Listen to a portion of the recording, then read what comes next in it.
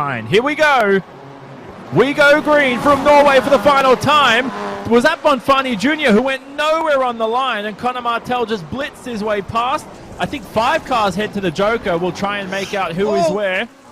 Contact Sage Karam. Oh, even more now with Steve Arpin, and Conor Martel's caught up in all of that. So Sage Karam on his roof and just disposed off the racetrack like discarded rubbish. To the lead, though, at the moment, looks like it's Tim Stevens.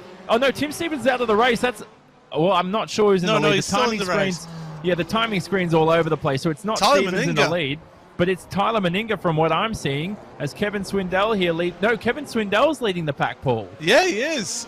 That tells you how much our timing screen messed up there. Martel, though, second place, as yet more take to the Joker lap. But Scott Speed was one of those first drivers to take to the Joker lap, and you saw how he was right behind Sage Karam after his incident. So Karam is massively disadvantaged right now. Yeah, always trust your eyes, not the timing screen. That's what we've learned as we see Conor Martel potentially cop a slowdown penalty here. Might get away with that. This is the battle for the effective lead. These two are yet to take the Joker. Scott Speed is looming, though. He's got the delta on these two. And will any of them pounce towards that 3.8-second Joker? They don't. And Scott Speed's got to be patient here if he's going to have to make an on-track overtake. Well, Swindell's doing a fantastic job of just holding back Martel here. Holding that position for the time being. Martel looking to the inside, though. Slide job down the inside, and what a move from Martel. We see Scott Speed there on screen, but Martel down the inside, and Swindell is struggling to keep up with him. Podium last week for Martel. This is a carbon copy of what we saw at Iowa. Scott Speed may have to overtake Martel out there on the racetrack as the lead switches yet again. And remember, if you look at the left-hand side of the screen, the Joker Delta graphics, Speed has taken the Joker. These two have an up ahead, so keep that in mind. And they're about to lap somebody up ahead. Is that Ari Leondike Jr., who has... I think he came into the car for some... came into a virtual pit, Paul, for some servicing, but he's back out with a fresh Subaru. He's struggling out there, and he's getting out the way of the leaders. So that's really good heads-up driving from Ari to get out the way. But it's been a real struggle for him in the sim to try and learn it. Now Martel takes to the Joker, and Scott Speed is just right up behind Swindell, who goes back to the lead, but is yet to serve his Joker. Swindell racing for Swindell Speed Lab, and the 31-year-old here is going to be shoved out of the way, and as we like to say, Paul, almost bullied out of the way by Scott Speed. He's got to dispose of him quickly because Scott Speed's got a hungry 23-year-old right behind, ready to take victory. It certainly is, and Swindell doing a fantastic job. Really great defensive display of driving there as an upper driver, getting out the way. But Scott Speed now will start feeling a little bit more desperate because Martel is up to the rear bumper now of Scott Speed, so that's it's a little bit more pushing going on from Scott Speed there. But to Swindell, he might come in right here, Paul. I was just about to say, the inside opens. Martel, I thought he was going to have a look at Scott Speed. The two collide, and that's going to open the door for Conor Martel, who gets bullied into the wall by Scott Speed. Scott Speed physically making his way through and keeping that first position effectively from Martel. And Martel slowed down. Does he have issues? Yeah, he'll have damaged his suspension on the wall there on the dirt from that contact with Scott Speed. So he'll be struggling with suspension damage. So effectively now, Scott Speed is your race leader because of Swindell yet to take to the Joker lap there. But Martel now has got to start worrying behind him because Tyler Meninga is catching up fast. So Martel's continuing at least, but as Paul said, he might have suspension damage. We're actually also hearing word he may have copped an automated slowdown penalty that iRacing serves you if you cut the track. But here is the battle for your race win. Remember, Swindell is yet to take the Joker. He's son of three-time World of Outlaws sprint car champion Sammy Swindell, for those who might recognize the name. Very famous name in the world of dirt oval racing. As Scott Speed He's been racing for Subaru Motorsports USA for a few years now. We'll look to take and be our first repeat race winner potentially in the All-Star Invitational. Yeah, we were wondering whether we'd get a new winner or whether we'd get another a repeat winner. Now, Swindell can't take that joker lap because of that lap traffic. It's really disadvantaged him. He's waiting for the last lap now. These two have pulled away that far that really it's going to be, oh, is Speed trying to look at him. But Martel he should feel confident, Swindell should feel confident that he could get second place here in this race. Sage Karam there, what a move. Surprised he's still running after he was flipped over his roof. Probably $100,000 worth of damage this race. Thankfully all virtual as we watch Swindell finally go for the joker. That will hand the lead to Scott Speed. He's made a mockery of the joker there, Paul, as well, but he's come out clean. Now, is he come out behind? Was that? I don't think that was Conor Martel. I think, yeah, so Conor Martel is still in third, and Swindell cuts the track there. Is that a slowdown, though? No, he should be fine there. Should be okay. Work his way past lap traffic, but Scott Speed at the front. He's got one more corner to go. What a drive from Scott again. Winner for round number 4 of the Subaru All-Star Invitational, in the Subaru I should say, is Scott Speed. Takes victory from Norway. It was always going to happen, wasn't it, today? He enjoys these inverted top 10s.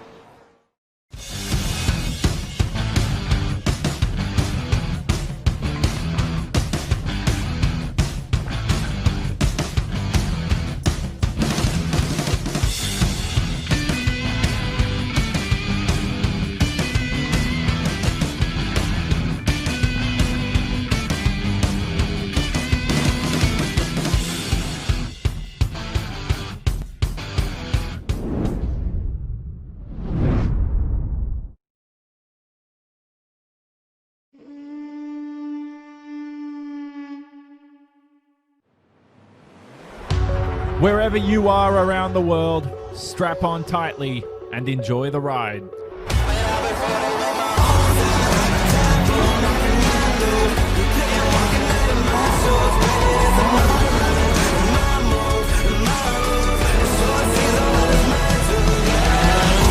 Nine rounds of wheel-to-wheel action, 28 drivers. This is the iRacing Rallycross World Championship.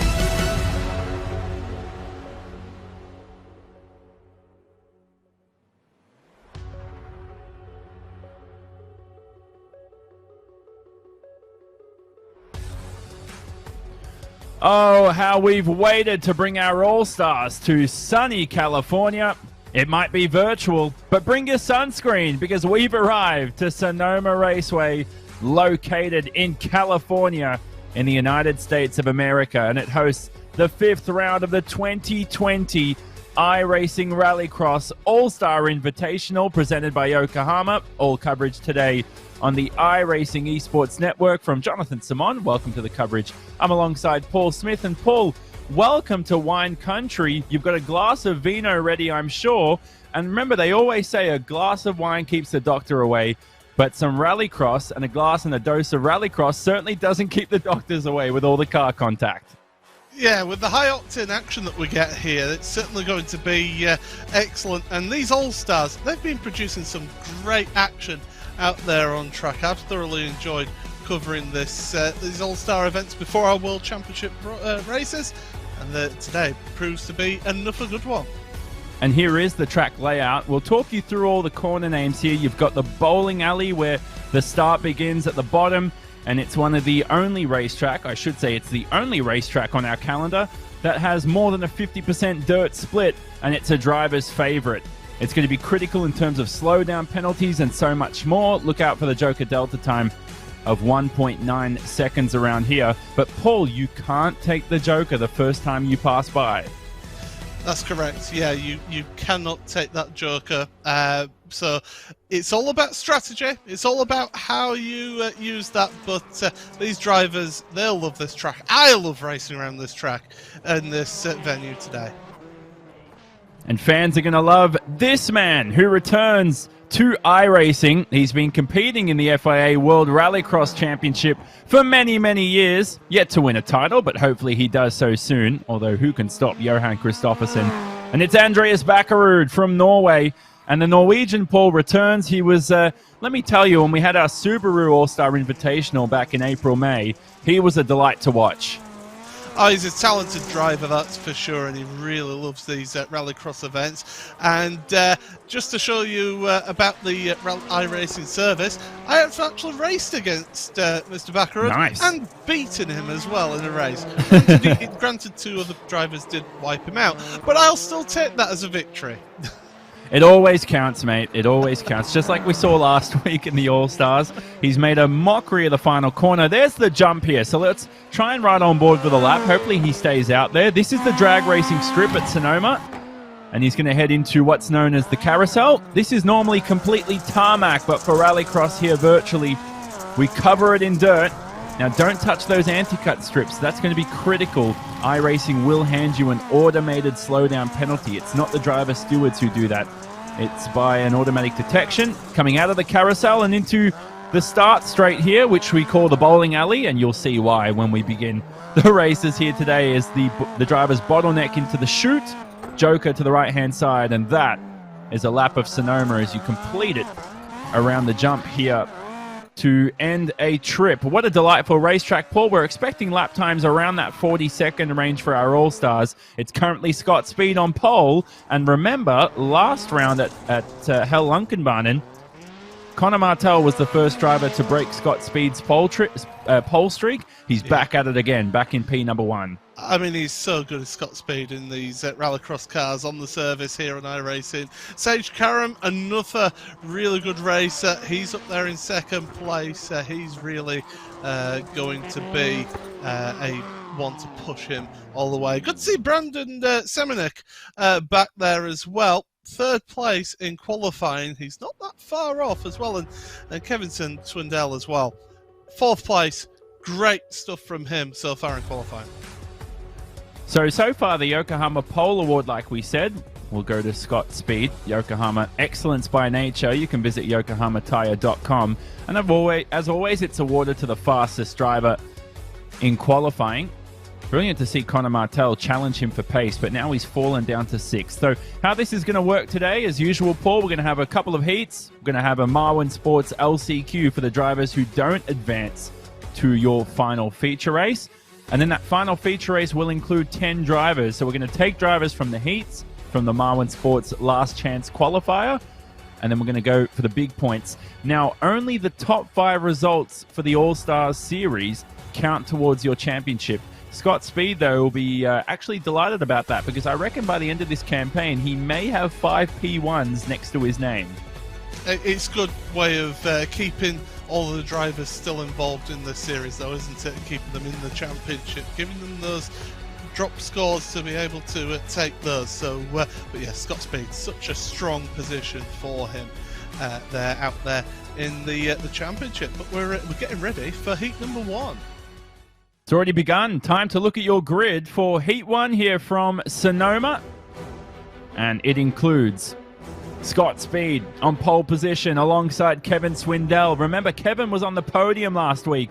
Only the top 2 advance from this heat to your feature race. Andreas Bakkerud in his first race for the All-Star Invitational will start alongside them on the front row. It's 3 on the front row. How the grid works here, it's 3 by 2 by 3 by 2, and those are your 10 drivers for the feature.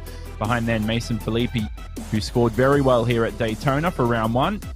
Mario Bonfanni Jr., a quadriplegic who's actually racing through the use of his hands. That's how he's going to accelerate and brake and change gears. It's exciting stuff. And Steve Arpin, Red Bull GRC winner, ready to go from the back.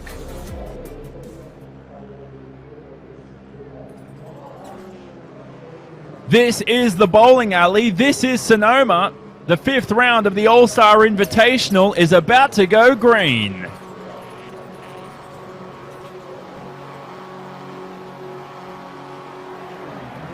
Away the drivers go, screaming into the first braking zone. Scott Speed on the inside. Got the advantage here on Swindell. They're going to have to form up here as the track bottlenecks. Baccarood's doing well, and he's found his way up the inside of Kevin Swindell. That's Andreas Baccarood fighting for the second position, and ironically on the drag strip, they are going to drag race to turn 1. Oh, look at that side-by-side. Baccarood to the inside, and that's it up into second place. Now they can use that joker lap whenever they feel like it. They can't take it the first time by. After that, they can now take that joker lap, but Scott Speed already pulling away at the front. Now remember, it's an inverted top 10 for your feature, so if Scott Speed wins this, he's going to start from last, but he doesn't mind it. He enjoys the fun, as this is technically the first lap here, so they can take the joker this time by. The previous trip was lap 0 in a sense, and it's Speed from Baccarood, from Swindell. Your order, Steve Arpin's fallen down the back of the pack, but Mario Bonfanti Jr. is in last, as Kevin Swindell takes the joker and finds his way ahead of Scott Speed. Now, if you're Scott Speed, you take the joker this lap. You don't want to get held up by Kevin. Take the joker and get yourself back in front there to give yourself some clear space. So let's see if Scott Speed takes the joker this trip round. He's got to. Now, Kevin Swindell's actually pulling a bit of a gap on him. There's Speed to the entrance of the joker lap. He should appear ahead of Kevin Swindell, and there is the Subaru Motorsports USA driver in the lead. And Baccarood also finds his way into second, critical for the transfer spots. Yeah, that was a very simple play. He needed to do that. He needed to pull the trigger on that one. But Swindell and Baccarood, they're not done fighting here. Swindell looking to the inside. Oh, there's a little bit of rubbing. But still, great action here. It's a free pass, isn't it? It's not a get out of jail free card, but it's a little quick, fresher breath air. A breath of fresh air, I should say. Whoops. As Baccarood heads to the final corner. Swindell's got some pace, Paul. You got to give it to him. But whether or not he can actually make a pass here, he'll be delighted to know that Sonoma was voted amongst our sim races in the World Championship, which is coming up after this. It was voted as one of the easiest tracks to overtake on. Yeah, and it's one of the drivers' favourites as well because of the high-speed nature of it, because of the sweeping corners. You can really throw this car about, and that's exactly what we're seeing out there. Everybody has taken their joker lap, so we have got the correct... Oh, Kevin, no! Kevin Swindell, who led the feature race on the first lap last week, he's right in the way of Steve Arpin. The shot just changed there. I don't want to see the end result to that. That's Mason Filippi for Brian Herder Autosport, who's now taken the third position. This is still critical for grid position, and we're actually hearing word behind the scenes they didn't actually wreck after that disgusting shot we saw of a car sideways. Final lap, though, for Scott Speed, and unless he does something similar to Swindell, he'll run away starting from the back in our inverted top 10 for the feature. But he's showing his class here, isn't he? He's showing how good he is in the sim. And but it is great to see how other drivers have really been improving here in this All-Star event. Scott Speed, who is a 4-time Rallycross champion, 3 in GRC, 1 in ARX. He won 4 of them in a row, and he may do it here this season in the All-Star Invitational. Who's going to stop the American? Baccarood, the Norwegian, joins him in the feature. The rest head to your Marwin Sports LCQs. We've had some last-minute jokers going on. There's Kevin Swindell, who's fallen to trouble. Steve Arpin there, Paul, is actually ahead of Kevin Swindell at the line. And don't forget, that's crucial for the LCQ. Get yourself a good grid position for the LCQ there. So final results up on screen as we see Speed and Baccarood advance, and we're going to head to your Heat 2 grid. Good performance there by Bonfanti Jr. He's improving week to week. Sage Karam, who won here at Daytona for the first round of the All-Star Invitation, alongside Tyler Meninga. Rest of the grid up on screen. Welcome back to Travis Pastrana. Welcome back to Bilko Williams. He fell into technical issues last week and actually missed the grid a couple of times. Chris Atkinson as well, racing from the back. Former World Rally driver himself as the grid. Yeah, drove for Subaru as one of the teams that he drove for in the World Rally Championship, Chris. So experienced on the loose stuff. Yeah, I got a bit... I was stuttering there a bit. I thought the race was about to begin, so I got a bit excited. but you're correct. Competed for around about a decade for Subaru. And representing Team Yokohama here today is Chris Atkinson, the Aussie from Bega, Australia, a place renowned for its delightful cheese. Here we go, heat number 2 of the All-Star Invitational.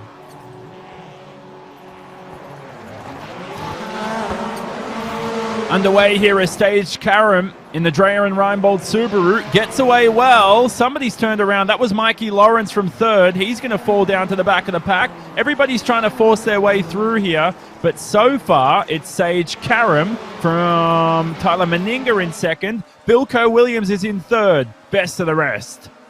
Yeah, and just that little error at the start there at the end of the bowling alley has just separated your field. Wow, that's wild from Chris Atkinson running out wide there. A good move from Travis Pastrana down the inside of Mikey Lawrence. It's up to 4th for Travis. I just want to see a clean round for Travis Pastrana. He has had no luck in these All-Star Invitational events, and we'll see if it goes his way, as Sage Karam looks to be untouched here. Doesn't take to the Joker, interestingly enough here.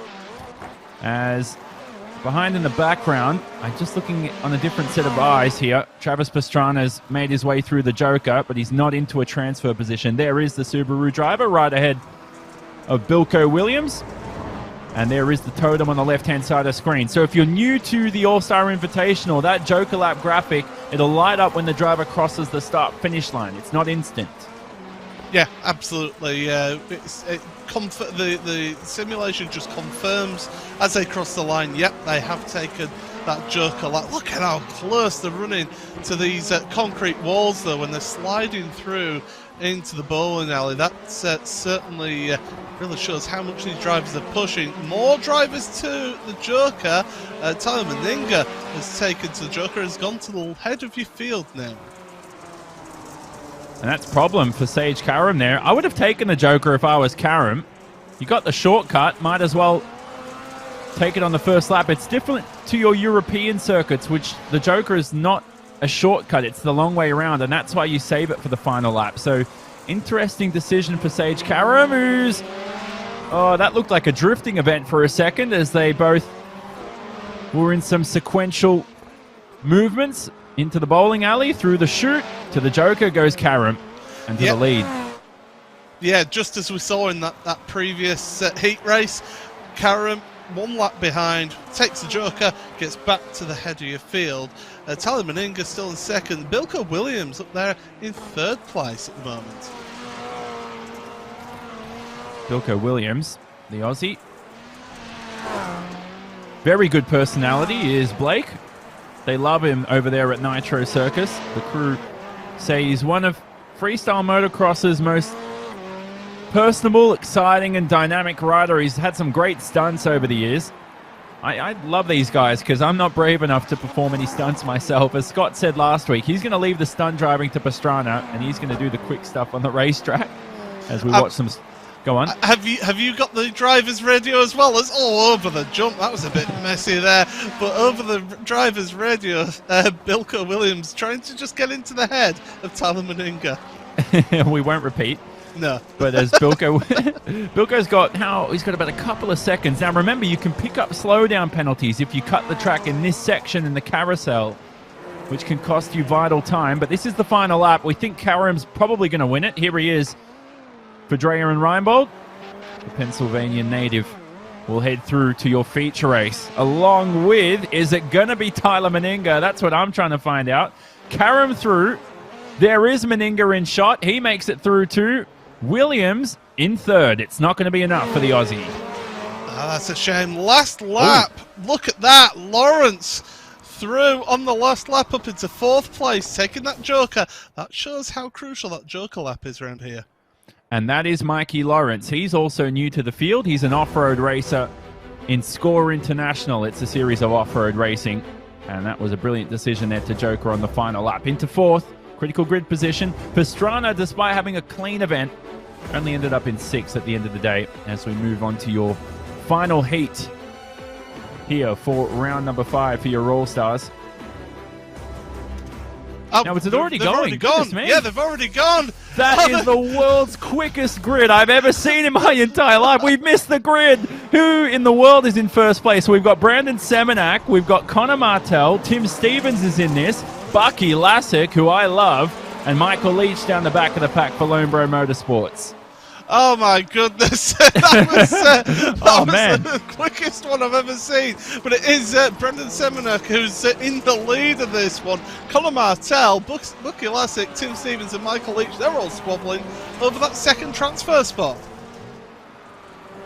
I'm just trying to think, did they just all miss the start? I don't know. Did they all get false start penalties, or was it legal? That's what we're trying to figure out right now. We think the race is probably underway as the drivers head to the end of the first lap. Remember, the start here is through the middle of the lap as a few drivers take the Joker. So technically the first trip round the Joker is actually lap 0. So a couple of Jokers. I'm just trying to establish who in the world is in this field. So that is Conor Martell who's taken the Joker pole. Yep. And somebody else joined him. Yeah, so Bucky Lasek? It was Tim Stevens who took to the Joker. You can see on the left-hand side on the tower there. I'm just busy blaming Chris Leon for how quick that grid was. But anyway, we're firing everybody here behind the scenes. That's what we're talking about as we head into turn. So this is turn 4 into 5 and 6 here at Sonoma. Paul, the entrance onto the jump, some of the drivers say, is very difficult. It's much like, as we see a Joker here from Brandon Semenak, who takes the lead, the Canadian. But it is one of the most difficult entrances, similar to Daytona. Yeah, you've really got to get that car slowed down, haven't you, onto the Joker? And you try not to take a wide entry to it, because any drivers that are behind you, they're still going to be absolutely full speed, so you don't want to give yourself an opportunity of having an incident like we've seen in previous rounds. But yeah, Semenak is under pressure here. Conor Martell, we've seen how good he is in this Invitational Series, but Brandon certainly putting the pressure on your race leader. Now these two will advance. Oh, look at the back shot, Bucky Lasek. Remember back at Atlanta, Bucky Lasek flew over someone. Yes. As we watch Martell make a pass for the lead, much like we saw with our sim racers 2 years ago. It was Stelian Chepelevsky and Johan Hart. They had some snake driving through here. That was a thrilling pass by Conor Martell, our pole sitter from Hell Lunkenbahnen last week. Yeah, that was a good slide job there, just down the inside. Brandon Semenak, he pulled the handbrake a little bit too much, and the back end got out too far, and that's why we ended up. He ended up just gunning out a little bit wide, and that's allowed Conor. And Conor's checked out at the front of the field here as we head on to the final lap.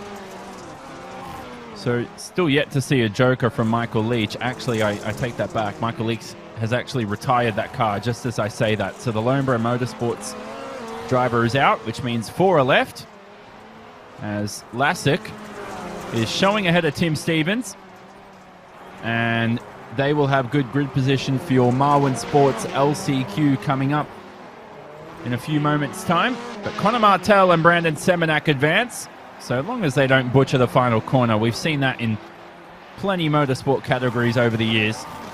Brilliant stuff from Canadian Semenak, who advances and heads through to your feature race here for the All-Star Invitational. And I'm too scared to look at the results, Paul. I'm just ready to see the next race start. So we'll flick up the results on screen, have a look at home, and we're going to focus on your LCQ grid for your first of 2 Marwin Sports LCQs. The first time we've had 2 this season. And it begins with Mason Filippi on the front row alongside Bucky Lasek. Mikey Lawrence, new driver this week, gets to start on the outside. That is not a good position compared to Norway last week. Here at Sonoma in wine country, it can be a deadly spot.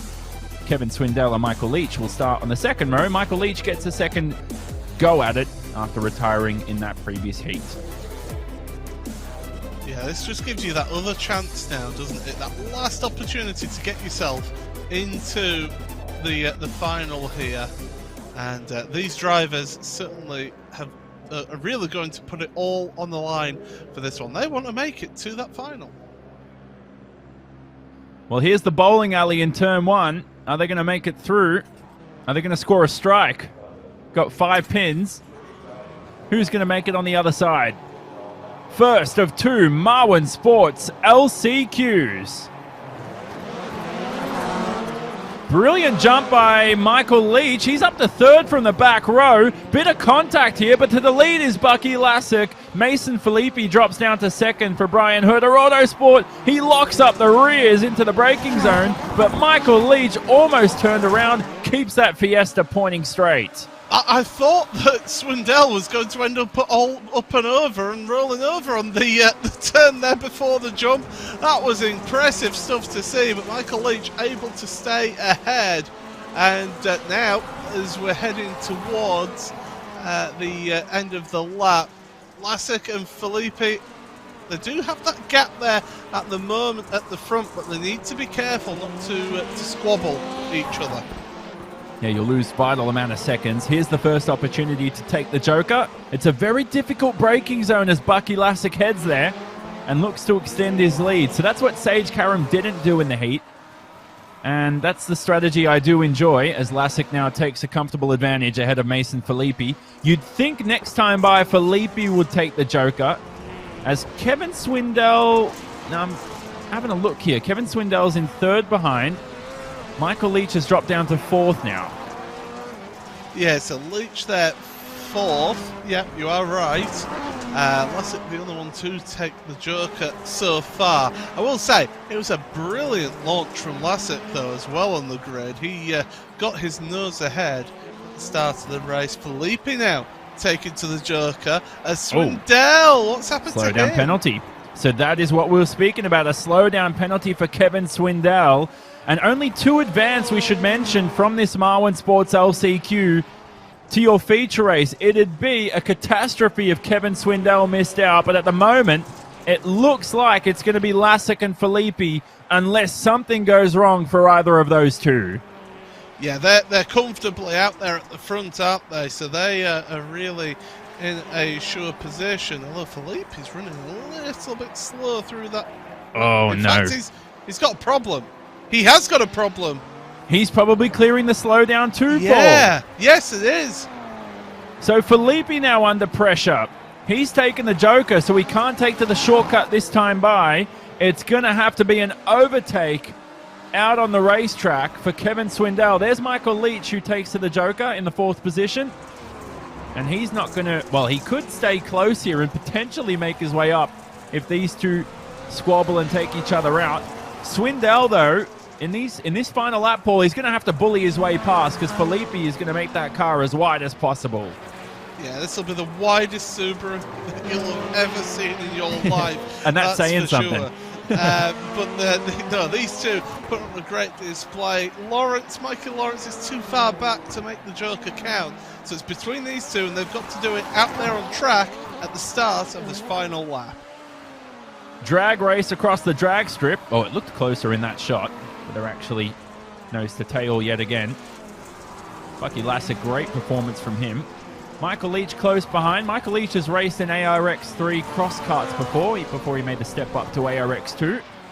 And we're just hearing word as well, he's run off behind the scenes. That's why you can't see him down the back of the pack. Oh, a pass for the transfer position. Swindell bullying his way past, just as we said he needed to do.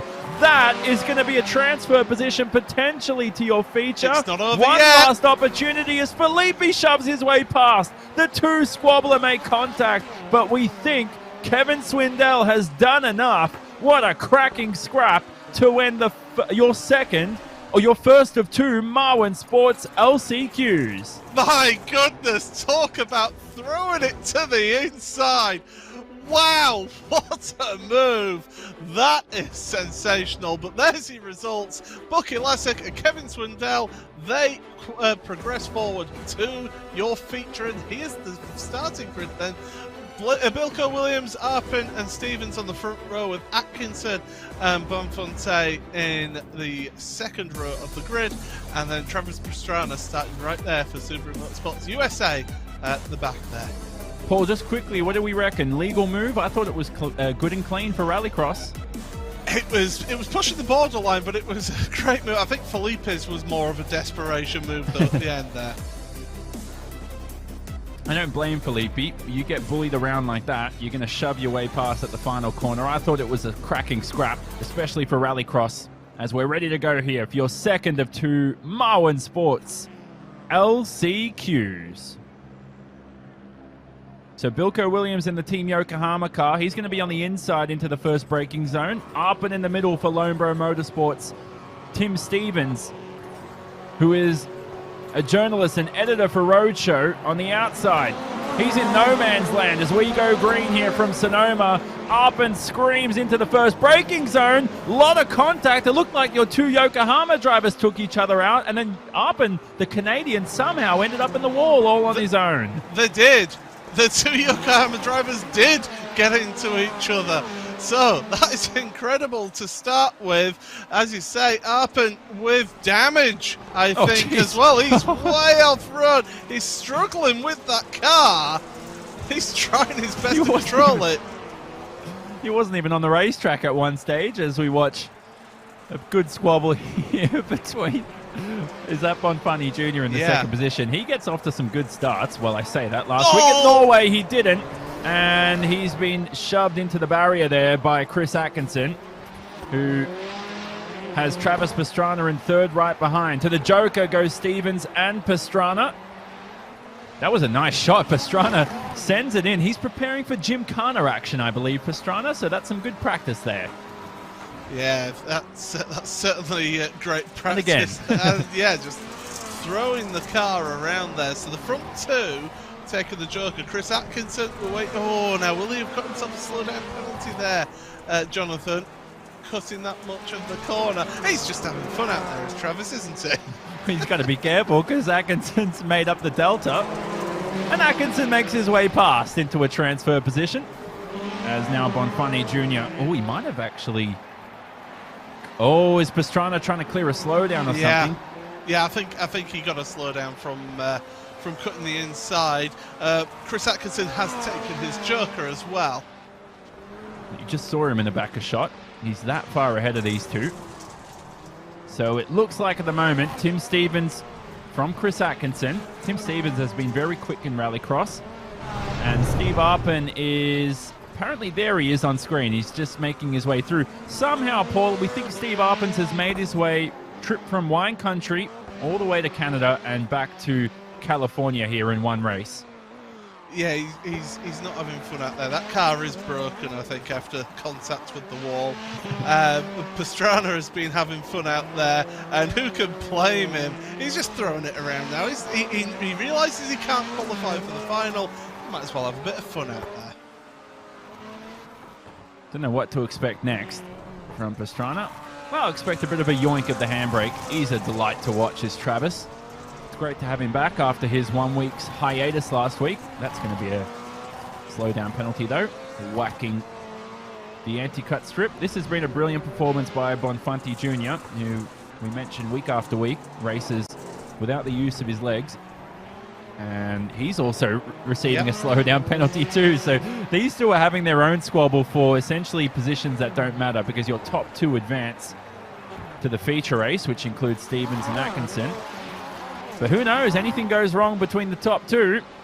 The third position's right there, ready to go. These three, along with Bilko Williams, are in a critical, what I like to call the Stephen Bradbury spot. Yeah, but look at Stevens there. Absolutely imperious, nobody around him. Great run from Tim at the front of the field, and he'll be taking the victory here in this last chance qualifier. And the Marwen Sports last chance qualifier. Oh, as there's contact with a wall for Travis, I heard in the background, but Stevens across the line. So brilliant win by Stevens, followed by Chris Atkinson. After the Yokohama drivers, remember, took each other out on the opening lap. Good to see one of them advance at least. As the top two advance, like we said, the rest of them we're going to say goodbye to. For Travis Pastrana, for those that don't know, he actually does have experience in Rallycross. He raced in Red Bull GRC back in the early days. Excuse me as I look at some hilarious wrecks behind the scenes here between some of the drivers after the checkered flag. We're going to take a break, though, quickly and have a breather. Paul, before our feature race, we talked about it being an inverted top 10. it's going to make all the chaotic start here at Sonoma, but I am quite looking forward to it because you've got Karam and Speed starting at the back, two of your quickest in the field. Yeah, it's once again those two starting side by side. That's going to be tremendous. It's going to be fun to see them have to try and work their way through the field. And it's all coming up on the other side of this. Don't leave us. We've got a cracking feature race coming up in a few moments' time. 10 laps of action. It's going to be a good one.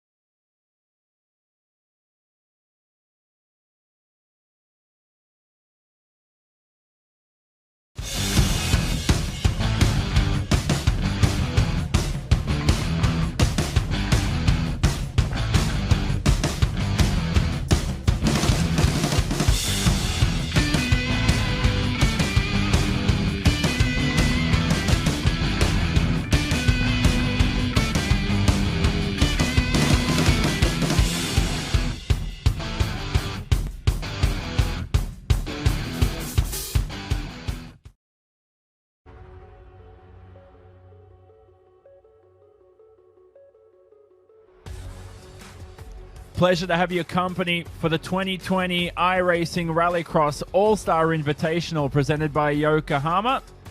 And we're ready to commence our feature race. From Jonathan Simon alongside Paul Smith. And Paul, yet again, the action didn't disappoint here from Sonoma. And I've had some good fun here today. And we do have some good fun as our All-Stars battle it out in wine country. Well, we always say that it's entertaining, these all-star races, and they've certainly proven that once again. Sensational stuff in the heats and in the Maui Sports last chance qualifiers, but now this is where they all take it a little bit more seriously, isn't it? This is where they just really step it up a gear and try. Yeah, they're out here to have fun, but they all want to win secretly. Yep, so 10 cars in your feature, and it's going to be an inverted top 10 like we said. So Chris Atkinson will start from pole position. The grid here at Sonoma, and for those who will tune in for our sim races after this, we've got another hour of action for the best in the world on the virtual service on Rallycross. They're going to compete it out for over $25,000 of series cash and prizes. But the grid for both these events is going to be 3 at the front, 2 in the next row, and it's 3x2 until we round out a 10-car field. So from the back of the pack, it's Sage Karam and Scott Speed. Now remember, Paul, back to Daytona, where Sage Karam started at the back in 10th, and the seas parted, and what was it, 4 corners, made his way into the first position. Yeah, that was one of the best starts I've seen of a driver ever. It was absolutely sensational the way they it just all came clear for him, and he went, "Oh, right, thanks guys, I'll take this middle route," and went through, and that is exactly what happened to there. So it can show how quickly something like that to how the run here. But Scott Speed, I mean, he's shown it week on week. The pace that he has here in Rallycross makes him a tricky customer to beat here today. Now, Paul, you talked about those starts at Daytona, which you said were entertaining. They were great. Do you remember back to Iowa and the feature race start we had there? Yes. And what do you think about it? It was different. You, Paul Smith yourself, double quote, said, "This is the worst start I have seen in all of sim racing." Okay, maybe it was chaotic. It was chaotic. That's for sure. But that's the nature of that track. And the thing is, with the bowling alley here, as we're about to change over to ridding up, it's a very tight right-hander that they're going into from the start. So, yeah, that's definitely going to be an interesting way to start this one with 10 cars all heading that way. It's going to be a good one, and we're ready to look at your feature race grid here from Wine Country in Sonoma. Chris Atkinson, the former WRC driver, starts on the front row alongside Kevin Swindell, who scored a podium last week. You've got a mix of off-road experience, from rally experience, from a motorsport journalist on that front row as Tim Stevens starts from third. Second row includes Bucky Lasek and Brandon Semenak. Great to see him back in action and great to see him in the feature. Followed behind are Tyler Meninga alongside Andreas Bakkerud in his first appearance, makes an appearance in the feature too. He's quite a delight to watch, the Norwegian. He's one of my favorites of all time in Rallycross. Conor Martel will start alongside those two on that third row. Conor Martel last week scored a podium. He's had a couple of them after his pole position at Norway. Not the strongest pace today, but he starts 8th for a reason. It's an inverted top 10, and that's why two of your best start at the back. That includes Sage Karam for Dreyer and Reinbold Racing and Subaru's Scott Speed, who will start from the back and looks to claim yet another race win. If he does so, it'll be his third in a row as we're ready to go green here from Sonoma. Drivers waiting patiently. They've got to wait for the green light here, and these drivers get themselves prepared. They're all wishing each other good luck on the driver radio as well, that we can hear, those commentators can hear. But yeah, this is definitely going to be an interesting start with all 10 cars heading down into that 90-degree right-hander. About 10 seconds away from the start here from race control. Got Chris Leone, Matt Kalish, Tyler Hudson as well, all from iRacing in race control. Even the All-Stars need it, despite a bit of fun. 10 laps of action, one joker available for the drivers. We've got big points to hand out. We've got a feature race coming up. We go green from Sonoma. Good jump by Atkinson. Swindell, oh no, I say that, and it looks like Atkinson's been turned around in the Yokohama car. Absolute carnage. The entire field behind P3 is into the wall. Well, that means that, well, Bakkerud, I think, is at the front of your field. So, yeah, so it looks like Andreas Bakkerud leads incredibly, and we're just trying to figure out who is behind. It looks like Sage Karam has made his way to second, just like Daytona that we had for round number 1. Kevin Swindell in third. Behind them, I just saw Conor Martel. There he is in shot. Scott Speed is out of the race. That's critical for the championship. It certainly is, and this is the opportunity that Sage Karam needs. Oh, we've lost Brendan Semenak as well from this race. So 2 drivers retiring, so we've only got 8 cars out there right now for this one. 10 laps of action here, and well, that was a dramatic start. And here's a replay going on. So this is of the start. Just as we're hearing that, we think Martel's taken the joker, and he's into the first position. So the start here continues. We'll have a look at that later anyway. So here's the battle for the lead. So it's Martel from Bakkerud. Sage Karam's right behind. We're still unsure who's going to win this feature race. Karam makes his way past Bakkerud. Slow down for Kevin Swindell in fourth, but a critical pass by Sage Karam, who makes his way up to second. Bakkerud doesn't take to the joker, so he's still got that up his sleeve. But you have to say, at this stage of the race, Paul, Sage Karam looks favourite. He's certainly a strong one, that's for sure, as they head into the carousel once again, sliding this car through. So Conor Martel, as we mentioned, he's taken the joker. You can see that in the banner on the left-hand side. The joker symbol is lit up, meaning he's taken that joker lap. Right now, the question is here, and, well, the question here for you, Jonathan, is when do you take that joker lap? Well, Sage Karam's pulling the trigger. He's going now. Good decision, I think. Karam to the lead, and he might never look back as he takes the lead from Conor Martel. We are watching here. Is that Tyler Meninga, I believe? as he heads over the jump and across the start-finish straight, right behind Chris Atkinson. Chris Atkinson, remember at the start, I wasn't sure if it was definitely him. There's only one Yokohama car, but he had a bit of a technical issue, Paul, so he may have been blinking in and out, which caused the drivers to wreck around the Aussie as our race leader makes his way through. Look at the lead advantage he's got on Bakkerud. And remember, Bakkerud's yet to take the Joker, and he's still going to save it, I think, for the final lap. Yeah, I think that's the only thing that Bakkerud can do right now is just try and close up as much of a gap as possible to Sage and to try and get that to a minimal gap. I mean, it's what, about 3.5 seconds at the moment as we're seeing Martel, and that's Karam then. That's the moment that Sage Karam took the lead of this race. Recently got engaged in July this year. And Sage Karam said he never realized how much planning actually goes into a wedding. He's figured that out. And so this is a mistake there, right there. Conor Martel, that's how he ended up in 3rd place here, and that's how it allowed Andreas Bakkerud into 2nd. Yep, so that was the replay up on screen there as Conor Martel ends up behind Andreas Bakkerud. This will be a brilliant performance from the Norwegian.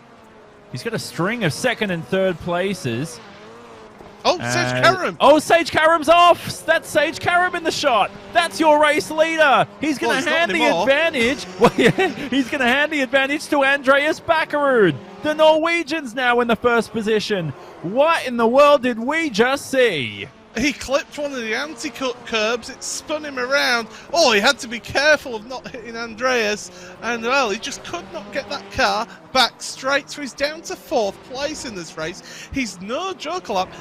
Swindell, Kevin Swindell, who's around? I was about to say he's yet to take his joker lap here.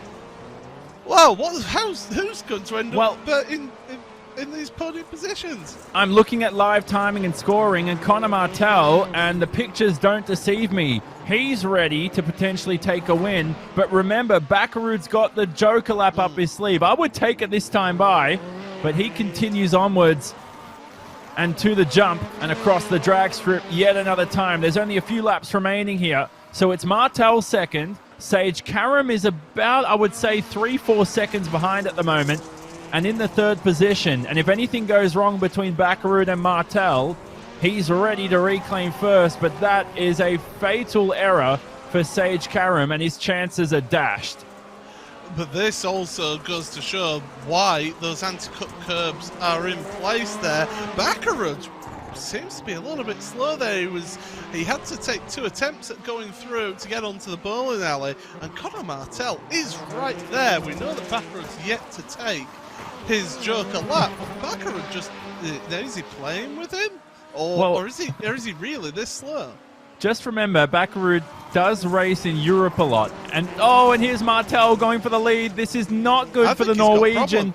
I think he's got damage. Well, look at this S2S snake driving. Bakkerud tries to find his way past. But remember, Bakkerud's used to taking the joker normally on the final lap. That's what you normally do from the lead, as he's got to slow down here. So for Bakkerud, what that means is, as we see another driver off here in the back of the pack, but for Bakkerud, that's critical. We think he's going to take the joker this time by. Here's a replay. So that's Atkinson and Meninga. Bakkerud in the background to the joker. He's going to reclaim the lead ahead of Conor Martel. Here it is up on screen. And they're going to be alongside each other here with a couple laps to go. Martel tries to make the bump and run work, but into the carousel, it's Bakkerud into P1. And this is the final lap as well, so they've crossed the line to start the final lap. And I think Bakkerud is just going to have enough. Martel throwing it to the inside, trying to make it work. Not going to quite happen. Try the cutback. Look at this. He's got the inside contact. Contact between the two. Bakkerud's been sent into the wall. And the stewards will certainly be looking at that. But it looks like Conor Martel is going to take victory unofficially at least. Sage Karam's right behind in 2nd. Bakkerud falls down to 3rd with barely a Subaru there across the line. What an absolute scrap to win this race. That was indeed the final lap. Checkered flag comes out officially. with the rest of your field behind. And that, I've got to say, Paul, is something I want to look again. That incident between Martel and Bakkerud, but it was awfully close between the two into the tight turn 4. Yeah, that was, I don't know whether he was quite alongside enough. We'll have a look back at that, I'm sure. But there you go, Martel to the top of your standings and takes provisionally the win. Karam second in the end of that after his mistake, with Andreas Bakkerud in third. Kevin Swindell, good result for him, fourth ahead of Chris Atkinson, let's say. Tyler Meninga just ahead then of Tim Stevenson. Drivers who did not finish, Bucky Lasser, Brandon Semenuk and Scott Speed, who both got involved in that opening corner incident. All right, we have got a number of replays to watch here from Sonoma, and I'm not even sure where to begin. The start was chaotic, but that incident between Martel and Bakkerud is something that everybody will be talking about, and we'll begin here with that incident. This is for the race victory on the final lap. It took some time for the graphic to update, so that's why I thought it was 2 laps to go, but here they go into turn 4. Oh, you've got to say very forceful from Conor Martel. It doesn't look good, that one. It really doesn't. He's only at the rear bumper, in my opinion, there, so I don't think he's quite alongside enough, but it's not for us to decide at the end of the day, Jonathan. That's up to the series organisers. No, definitely not. That race start as well was something that we don't know what to unfold there. We think everybody in that field crash. We even think Johan Kristoffersen, he wasn't even racing today. I tell you what, he was probably in that wreck as well. There were so many drivers involved. As we'll take a look at all of that and speak to your top 3 too. We're going to speak to all these drivers, try and unfold what in the world occurred during that feature. Although it was quite entertaining and I enjoyed it. It's all coming up on the other side of this. Take your driving to the next level at Dirtfish. Gain confidence behind the wheel of an all-wheel drive Subaru STI or rear-wheel drive BRZ. Get sideways with skills on gravel, mud, and tarmac. Dirtfish offers programs for every driver. Visit dirtfish.com for details.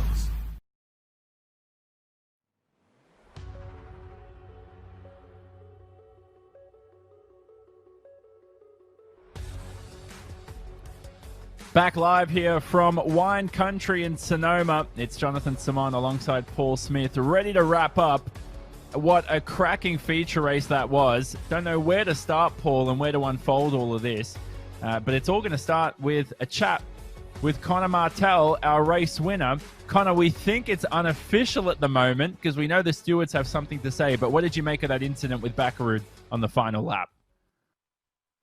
Yeah, we were battling hard, and he made a little mistake in that corner coming out of the dirt, and then coming into that turn. You know, I was on the inside, and to me, he came down a little bit on me, and you know, I kept my line through the whole turn, and he kind of just came down, and he got spun out. But yeah, it was quite the hectic race.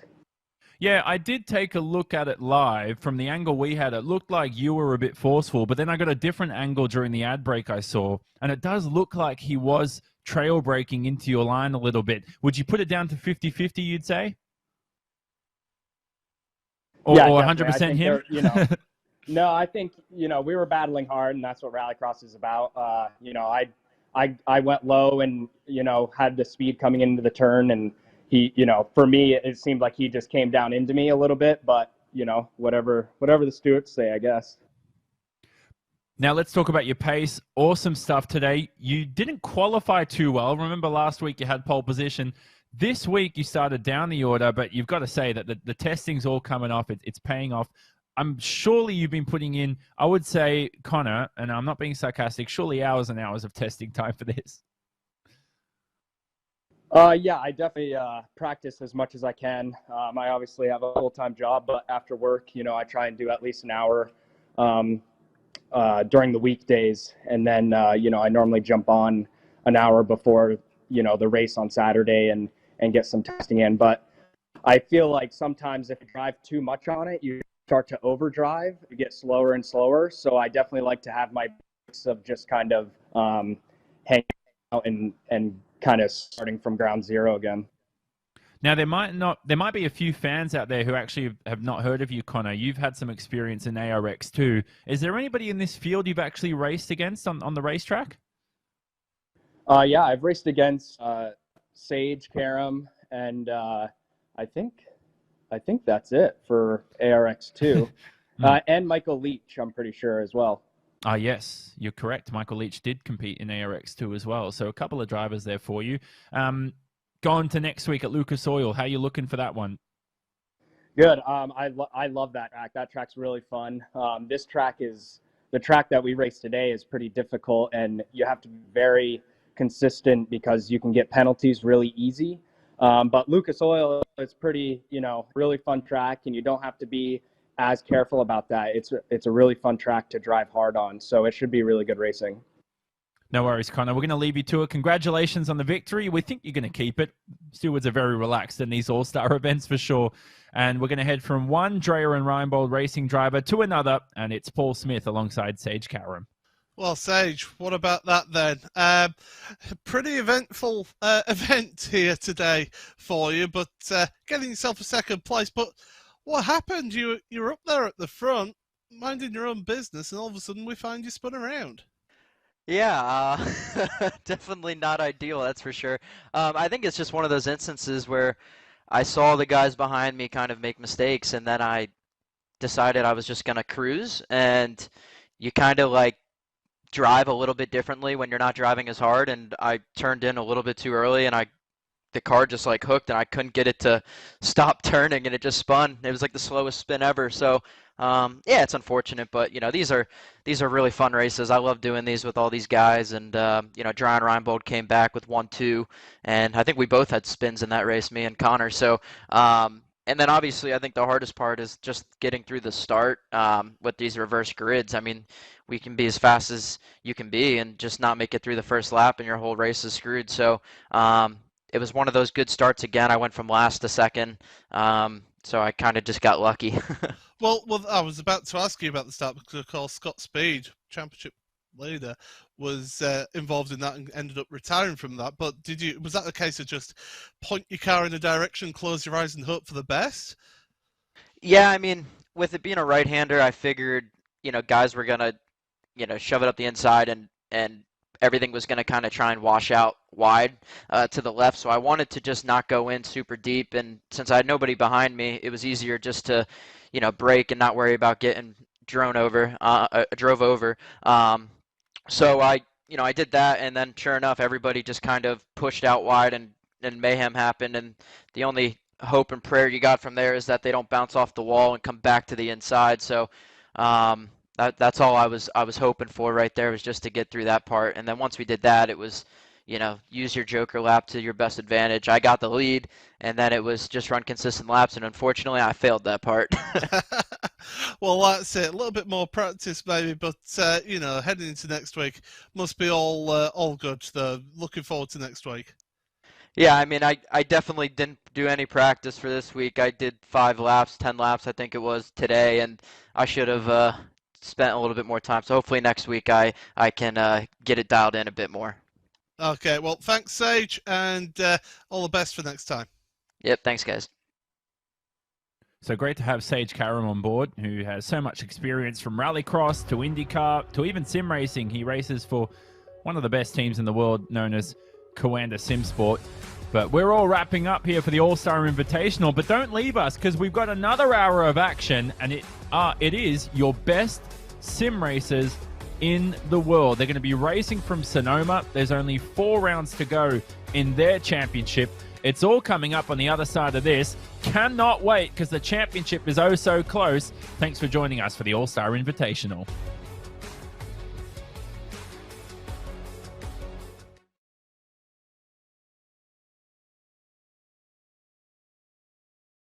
How much all of our crew missed racing.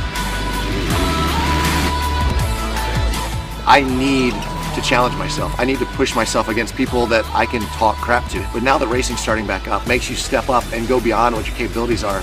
And that is what I live for.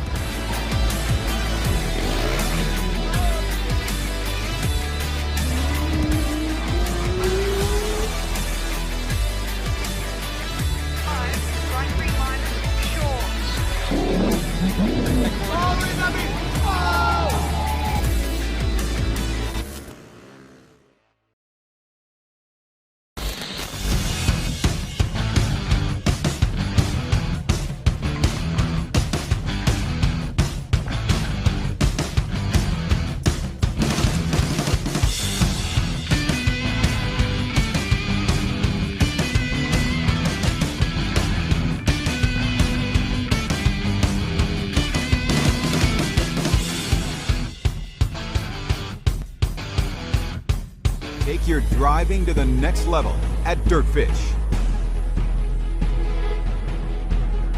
Gain confidence behind the wheel of an all-wheel drive Subaru STI or rear-wheel drive BRZ.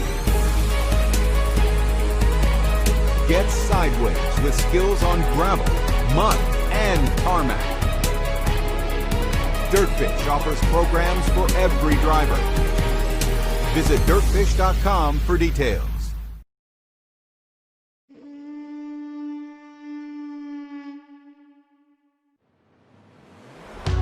Wherever you are around the world, strap on tightly and enjoy the ride.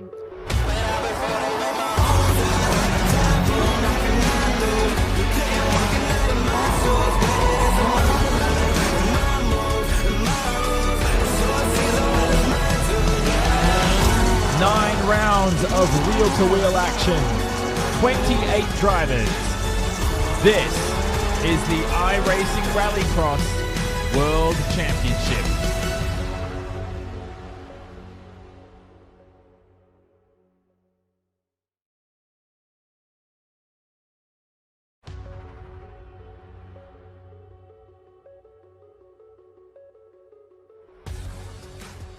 What an exhilarating season it's been. The championship still up for grabs as we enter the second half of the season. Grab your sunscreen because we're in wine country. It's Sonoma Raceway, located in California in the United States of America, and it hosts the 6th of 9 rounds for the 2020 iRacing Rallycross World Championship presented by Yokohama. All coverage today on the iRacing Esports Network. Jonathan Simon in the commentary booth here alongside Paul Smith, ready to go for another rounds of action. But Paul, we have got some prize money to hand out at the end of this campaign, and I still don't know who's going to receive what. Yeah, this is an unbelievably close championship. It's been great excitement, fantastic stuff, and, well, I mean, Sonoma, what can you say about this place? It's a brilliant track to race at. And we've had 5 different race winners to begin the season. We've also had 5 different pole sitters to begin the season. Still yet to see a man named Mitchell de Jong win a feature race, but the consistency has kept him up there in the championship charge. This is our first visit to Sonoma in the closing half of the championship. It's one of 2 visits here.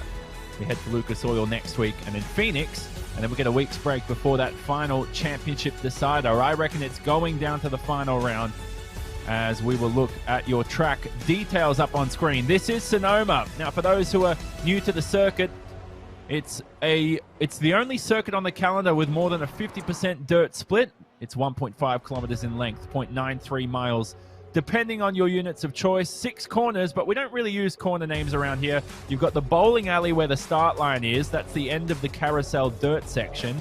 You've got the chute just before the red little joker line. The drag strip is over in that little straight. That's the front and the start, the finish straight, I should say. The carousel's the uphill section. It's a driver's delight, Paul, and it's a driver's favorite. Certainly. Great race, and these drivers, they push to the limit as we see the prizes. They're all wanting to win that $10,000 championship win, but there's also the Yokohama Pole Award and the Dirtfish Rookie of the Year Award to be won here as well. So they're all getting to that second half of the championship. They all want their eyes on the prize. And that Dirtfish Rookie of the Year will currently go to Joni Ollikainen. At the moment, he's the current leader in the point standings. It's awarded to the highest rookie in the standings, and the prize is a 3-day course at the Dirtfish Rally School near Seattle in Washington. Here's the point system up on screen. 6 points for the pole sitter in qualifying. A hat trick in Rallycross, Paul, is when a driver scores pole position, a heat victory, and a feature win. And we've had 4 of those in a row since round 2. We could have 5 for the first time in series history today. Yeah, this is a record-breaking series, isn't it? It's definitely been a good season so far, and we never know. But there's the championship standings right now, as they are, and John Robertson still in the lead of that one. But look at how that gap has closed up there. Second place, Mitchell de Jong, and then Johan Hart a further 18. He's 18 points behind your championship leader, but it's also that top 10, the red figure next to it. That's how far the top 10 automatic qualifiers, and you can see Tommy Mäkinen, the first one outside of the automatic qualification, places 3 points behind. There's still plenty of points to be had here. Yeah, the top 10 retain their World Championship license for next year. They don't have to go through a qualifying series. You may notice Rasmus Toivonen in 8th. He'll be absent today. He's actually serving military service for Finland and unfortunately can't race today. He said he'll be back for the final few rounds. Johan Hart also looking for the championship for Team Yokohama. He's right behind Robertson and de Jong. Critically for Robertson, he's the only driver to make every feature race this season out of your field. Consistency pays off no matter what point system you use. But for Mitchell de Jong, will it be a Jonny Weeman like we saw in Red Bull GRC back in 2014? A championship without a feature race win. Here's the format for today. We're going to have 4 heat races, the top 2 from each advance. That gives us 8 drivers in your feature, 2 Marwin Sports LCQs, also known as last chance qualifiers, and those consolation races will be the final chance for the rest of the field to advance to the feature. We're only going to take 1 driver from each of those LCQs to head to the race that pays the most points. Now, we've got some news this week, Paul, and we've got some keys to victory too. The slowdown penalties here at Sonoma is where I think is critical, definitely through the carousel section, and we saw that in the All-Star event. We certainly did see plenty of that in the All-Star event. Of course, as well, the setups, you've really got to get the car set up differently slightly here because of it being more dirt than asphalt. And that run down the bowling alley into the first corner of the race from the start line is absolutely crucial here. There is the Joker on the left-hand side. It's a 1.9 second Joker Delta. So for the fans at home who see the timing, look out for that today. That is the critical cutoff point. Here is qualifying for round 6 of the iRacing World Championship presented by Yokohama. It's your best sim racers out there. And we've got some new drivers out in the field. And a couple of them include Luke Krause, the Canadian, who is signed to Lonebro Motorsports. We finally have 2 Ford Fiestas in the field for the first time. Luke Krause, the Canadian, who makes his debut in Rallycross. He's the 26-year-old from Nova Scotia in Canada, and he's got some experience in sim racing, Paul. This is a career-defining moment for him, his first World Championship appearance. Yeah, and what an honour as well to get yourself into a World Championship. And yes, it's partway through the season, but you take the opportunities that arise to you, and he'll certainly try and make the most of this opportunity out there. Certainly looking forward to seeing him drive that Fiesta. And another driver who is new today is Alex Bergeron. You can see him on the timing totem. He's currently in the 16th position. Garrett Lowe is actually racing at the Atlanta Motor Speedway. He's competing in some Legends racing, along with Lane Vacalo, who's joined us for some of our All-Star Invitational events. And that means Garrett Lowe was unable to participate in today's event. Last week I got confused. Garrett told me he was going to be at Atlanta, and I thought he came home and participated, just like Sindre Silva did after a few of his Billcross events. But it was actually the opposite. Garrett Lowe got a sim set up for himself at Atlanta and was racing from there, which is why he probably wasn't up to his pace. as Garrett Lowe recently celebrated his 19th birthday in the last week. So Alex Bergeron, we know, very quick in dirt road racing, but our pole sitter and our Yokohama Pole Award, Yokohama will be glad to hear this. It is not being handed out to a new driver. We've got our first repeat pole sitter. They don't have to split that trophy 9 ways. Tommy Horman will start from pole alongside Ed Carpenter Racing's Jake Robertson. Spaniard Adria Perez on the front row. Behind them is US Air Force driver Connor Parisi alongside Henrik Krogstad, the RX2 champion in the FIA World Rallycross Series. Now, Bobby Zelensky in last, Paul. We have to mention there are a few drivers this week who have to miss out on qualifying due to some infringements last week. Yeah, it certainly was. So they're serving those penalties as we speak. So yeah, these drivers serving those penalties right now. They'll be getting them out of the way, and yeah, it just shows the show though. If you do things in these events, the stewards will pick you up. Yep, so Bobby Zelensky, along with the list includes Alexei Heikkinen, Sindre Silva, Kilian Del Olmo, and Mitchell de Jong critically had to miss out on qualifying. Also race suspensions for Vicente Salas, Bo Albert, your two Andretti Autosport cars out today, along with Tommy Mäkinen. And so they will not be participating at Sonoma.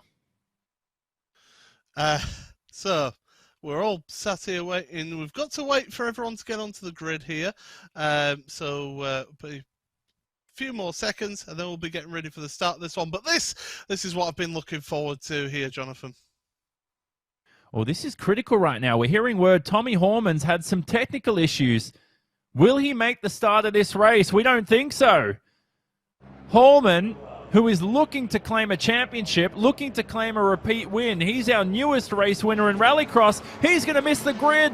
We've got to go for Heat 1 here from Sonoma. So we're going to begin without the fin. And it's going to be a battle between Jake Robertson and Adria Perez into turn 1 as they head through the bowling alley. Behind them is Connor Parisi alongside Henrik Krogstad. Remember, you can't take the Joker here. The first time you pass by, Parisi almost rolled the Subaru on his own. Yeah, he was going for a move there on Perez. It wasn't forthcoming there.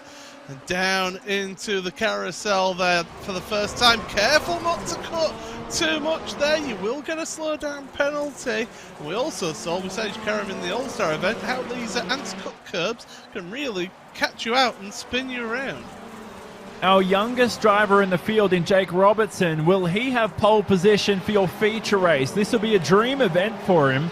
Could he be a 6th different race winner? It's all too early to call, but critical for Zelensky here, who makes his way past Krogstad.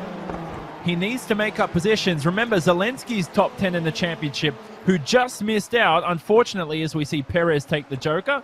Remember, Zelensky, during the past week, just missed out on an eNASCAR title. That was a thrilling final few laps in that series over at Homestead. Yeah, so he wants to really just finish off his year, try and get himself qualified for the championship automatically. So he wants to keep in the top 10. He's put the pressure here on Connor Parisi. Now, do you take that joke lap now if you're Bobby? If you feel that you're faster than Connor, you have to take that joke lap now. Do the opposite, and he's done exactly that, Paul. So great insight there, and Zelensky will scream his way past and into 3rd. Now remember, it's not a transfer position, but at least he's making up critical spots. So at the moment, it's Robertson from Spaniard Perez, who made his first feature of the season last round in Norway. Robertson, remember, had a race suspension for exceeding penalty points. These two are unlikely to come out of Heat 1. It's not something we usually see. Now, did I see Perez strike the wall there? It was awfully close. Yes, he did. He's got slight damage to the left rear of his car. He should be fine, but it's mistakes like that can cost you big time here. The 23-year-old rarely has a good event here at Sonoma. We saw him flipped on his roof last season in his rookie campaign, as he just clips the anti-cut strips. We think you'll get away with that. You're allowed some minor cuts, but excessive, and they can hurt your race. So Joker's still left for your back 3, or back 2, I should say. Horman's actually out on the racetrack, Paul. He's 2 laps down, so he's managed to fix his technical issues. And he's just out there to try and lap away. And that's a good attitude to have, isn't it, for the Finn? Well, you might as well get the practice in with a partial warning track as well. Just get a better feel for how things are going to be out there. The luck on his side. I say Parisi. luck. Oh, Parisi's to the Joker. Good call. So Connor Parisi in the US Air Force Subaru will promote himself in a third. His teammate currently leads this heat. Krogstad takes to the Joker 2 on the final lap. And that rounds out your top 5. We think it's going to stay like this because the gaps aren't too close, although Zelensky is looming here on Connor Parisi. But how about this? Jake Robertson from Aylesbury in the UK. His brother currently leads the championship. Will he take his first race win? He came in blasé into this round as I was speaking to him this week, but the practice is paying off for the 15-year-old. He wins, and we'll start from pole in your feature. Car ripped upside down. Goodness gracious. Krogstad went for a ride. And he might have to reverse across the line. He's going to finish 5th anyway, though, Paul, because Horman's a couple of laps down. Well, I mean, that's one way of finishing the race there if you're going to finish 5th. There, here are the results up on screen. Krogstad in the Hanson Williams Esports Subaru. What a ride. He still ends up in 5th. Not sure if he actually finished the race there, Krogstad, but he's classified anyway. There are the results. We talked about the top 2 advancing. Time to look at your Heat 2 grid here as we head into the second of 4 heats from Sonoma. And it includes Johan Harth. Now, last week we saw him pull off the racetrack. That was due to suspension damage. He said he could barely drive the car and just ended up pulling it off the track. The Frenchman starts alongside Joni Ollikainen. You might be wondering, where was Ollikainen last week? The said esports driver had a technical issue too and couldn't join the race. They'll be joined alongside Spaniard Daniel Matrani. We talked about the youngest driver in the field in Jake Robertson. Matrani is the oldest and will start on the outside of the front row. Garrett Maines on the second row alongside Luke Krause in his debut event in the World Championship. Alexi Heikkinen for Burton Kligerman Esports starts towards the back in the Volkswagen Beetle.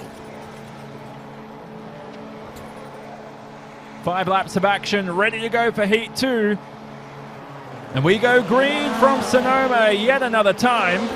Good jump from Harth for Team Yokohama. Ollikainen around the outside for said esports, trying to make a statement, but he's not gonna have track position into the final corner. Gets forced off by Harth, and now Ollikainen's falling under pressure from Garrett Maines in the Smithfield VW, who's made his way past the Spaniard. This is a hectic scrap through the drag strip as they enter the carousel for the first time. Yeah, Maines then was trying to take advantage of that. Harth was well within his rights to take his line. So, yeah, definitely just a little bit of a touch there. But through they go then, and it's great to see these cars on the limit. You can see the different cars having to take different ways through the corners. The Subarus hanging the back end around a bit more. And Johan Hart straight away to the Joker. He's getting this one out the way. Joined by Garrett Maines. Garrett Maines, who has by far been the strongest we've ever seen him in Rallycross. He had an awesome pro qualifying series. Those two are in your top 2. But Joni Ollikainen, who is still in championship contention despite missing that round last week. It was absolute heartbreak for the Finn, and he has race win experience back at Daytona. He's got a chance here to take the Joker. Paul, what do you reckon? Take the Joker this time by? Yeah, if you're Ollikainen, just do it now. Get ahead of Maines whilst you can, because track position is crucial in this series. And there he goes to the Joker.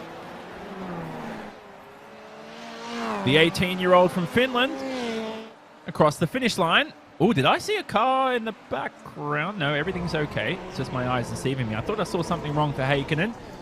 Luke Krause in the last position in the Ford Fiesta. Good to see 2 Lonebro Motorsports cars out there for the first time this season. The Canadians keeping it clean. And he did receive this license as he was the next on the list of pro qualifying drivers. So at the moment, your top 2 who will advance are Johan Harth and Joni Ollikainen. Garrett Maines, who's taken the Joker, remains in 3rd. We don't think Matrani has the gap. 1.9 seconds is what he needs. He takes to the Joker this time by. And that's Heikkinen we're watching. He appears ahead of the E-Racer GG Volkswagen in the 4th position. Yeah, so Danny Mitrani doing all he needs to do here and try and get himself the best possible qualifying position that he can for those Mowen Sports LCQs. Garrett Maines, I have to say, in that VW is doing a good job compared to previous seasons. He's really come on, hasn't he? Yeah, most certainly. The young American. Johan Harth, after what was catastrophe, remember last week during the heats and the LCQs, Paul probably had the best start I've ever seen in Rallycross. Remember in your Marwin Sports LCQ until he had the contact with Taskinen. But it still remains in my eyes. Getting close. Look at this. Final lap. Yeah, you're right. Look at the pace from the Set Esports Subaru. It's the final lap. We think Johan's going to keep the position. There's only a couple overtaking spots remaining. I say that, only 6 corners around this racetrack. Final corner, will Johan receive a lunge from the Finn? He doesn't. Has a mammoth lockup, but that's going to be it. Oh, he mucks up the jump, but he's still going to win the heat. And we'll start on the front row for your feature race. Ollie Kynan joins in. What a breath of fresh air for the Finn. The rest of them behind head to your LCQs. What did you make of that one? Yeah, I thought that was good. I thought Alakainen was maybe going to try and get a little bit of comeback there on Johan for the little touch in the corner before the jump.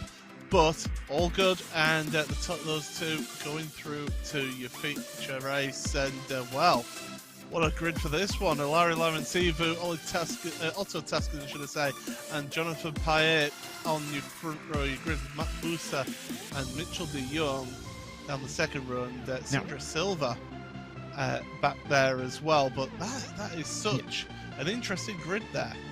Mitchell de Jong has never won at Sonoma in the iRacing Rallycross World Championship. He hasn't won in Norway either, but that track was only introduced for this year at Hellunkenbanen. Will he break the duck today in wine country? We're ready to go here for 5 laps of action. Remember, he couldn't qualify de Jong, and he'll have his work cut out from him from the second row. Absolute poor getaway from the Chad Reed car of Lamansivu. Taskinen in a Williams car was touched, but de Jong is turned around. De Jong is to the back of the field. Lamansivu around as well. He's had contact. He's having to spin it back round. So craziness at the start of this third heat here. But Taskinen ahead of Silva by a mile in this series.